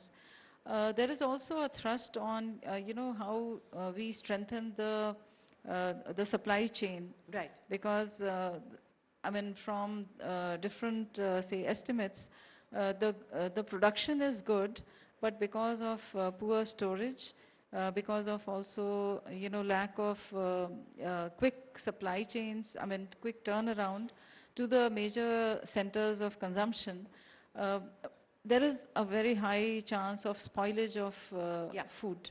So these are some of the concerns, and these are the priorities thrust as well. Absolutely. Defense Secretary, I'll give you the final say, sir. Since you were talking to us about the priorities as well as the roadmap, a lot of speculation on what is likely to happen in our dealings with France, with the Rafale, for instance. If you could share any light on that, sir, to start with. I won't talk about specific procurements. I'm sure you don't expect me to either. But it was worth a try, I guess, from your side. Can I add another one worth a try then? the G-HAL engine contracts. Again, there is a lot of reportage on the fact that they're asking for a higher price now. If you'd like to comment on that. Okay, so there are two contracts. One is for the existing, for the Tejas, which is the 404 engine. That contract is already signed for 99. That is the one I mentioned where they've delayed by 1.5 years, but now they've given us some timelines of delivery starting from March. The one you're talking about is the 414. That's right. That one is, who are both outside government. We don't have an authoritative, feedback as yet as to where, HAL cannot give you an authoritative feedback until they complete the negotiations. So, I've been hearing in the press that there is some increase in costs and all that. I'll wait for HAL to come back to us on this. I really wouldn't be able to say. Fair enough, sir. So let me end by asking you, Mr. Singh, to give us what you believe will be the comprehensive headline that sums up the mood post the budget 2025 for the defense sector in specific, sir. As I mentioned, 2-3 main priority areas are there for us. One is that we cut down the procurement timelines. 2, we sign more contracts so that you start fulfilling them and start utilizing the money. 3 is, of course, continuing focus on indigenization, at least 75% of our money going within the country. And finally, from the tag of being the world's largest or one of the largest importers, increasingly become an exporter. From the largest importer to a large exporter, that's the aspiration. Ladies and gentlemen, a big round of applause for the Defense Secretary, for the Labour Secretary and the Consumer Affairs Secretary. Thank you so much for joining us here on the Cnbc TV18 Budget Verdict and giving us a very comprehensive view on where things stand for your ministries and what we can expect in 2025. A big round of applause and thank you very, very much for your time today, sir. And with that, ladies and gentlemen, it is time for us to wrap our Budget 2025, the verdict. Thank you to our participants for joining us here this evening, and thank you to everyone on CNBC TV18, on our YouTube page, on our social media handles, and on television for joining us for our live coverage. You've heard from the budget makers, and you've heard it from all the important stakeholders of the government on what they intend to prioritize for the road ahead. From all of us here for now, goodbye. Many thanks for watching.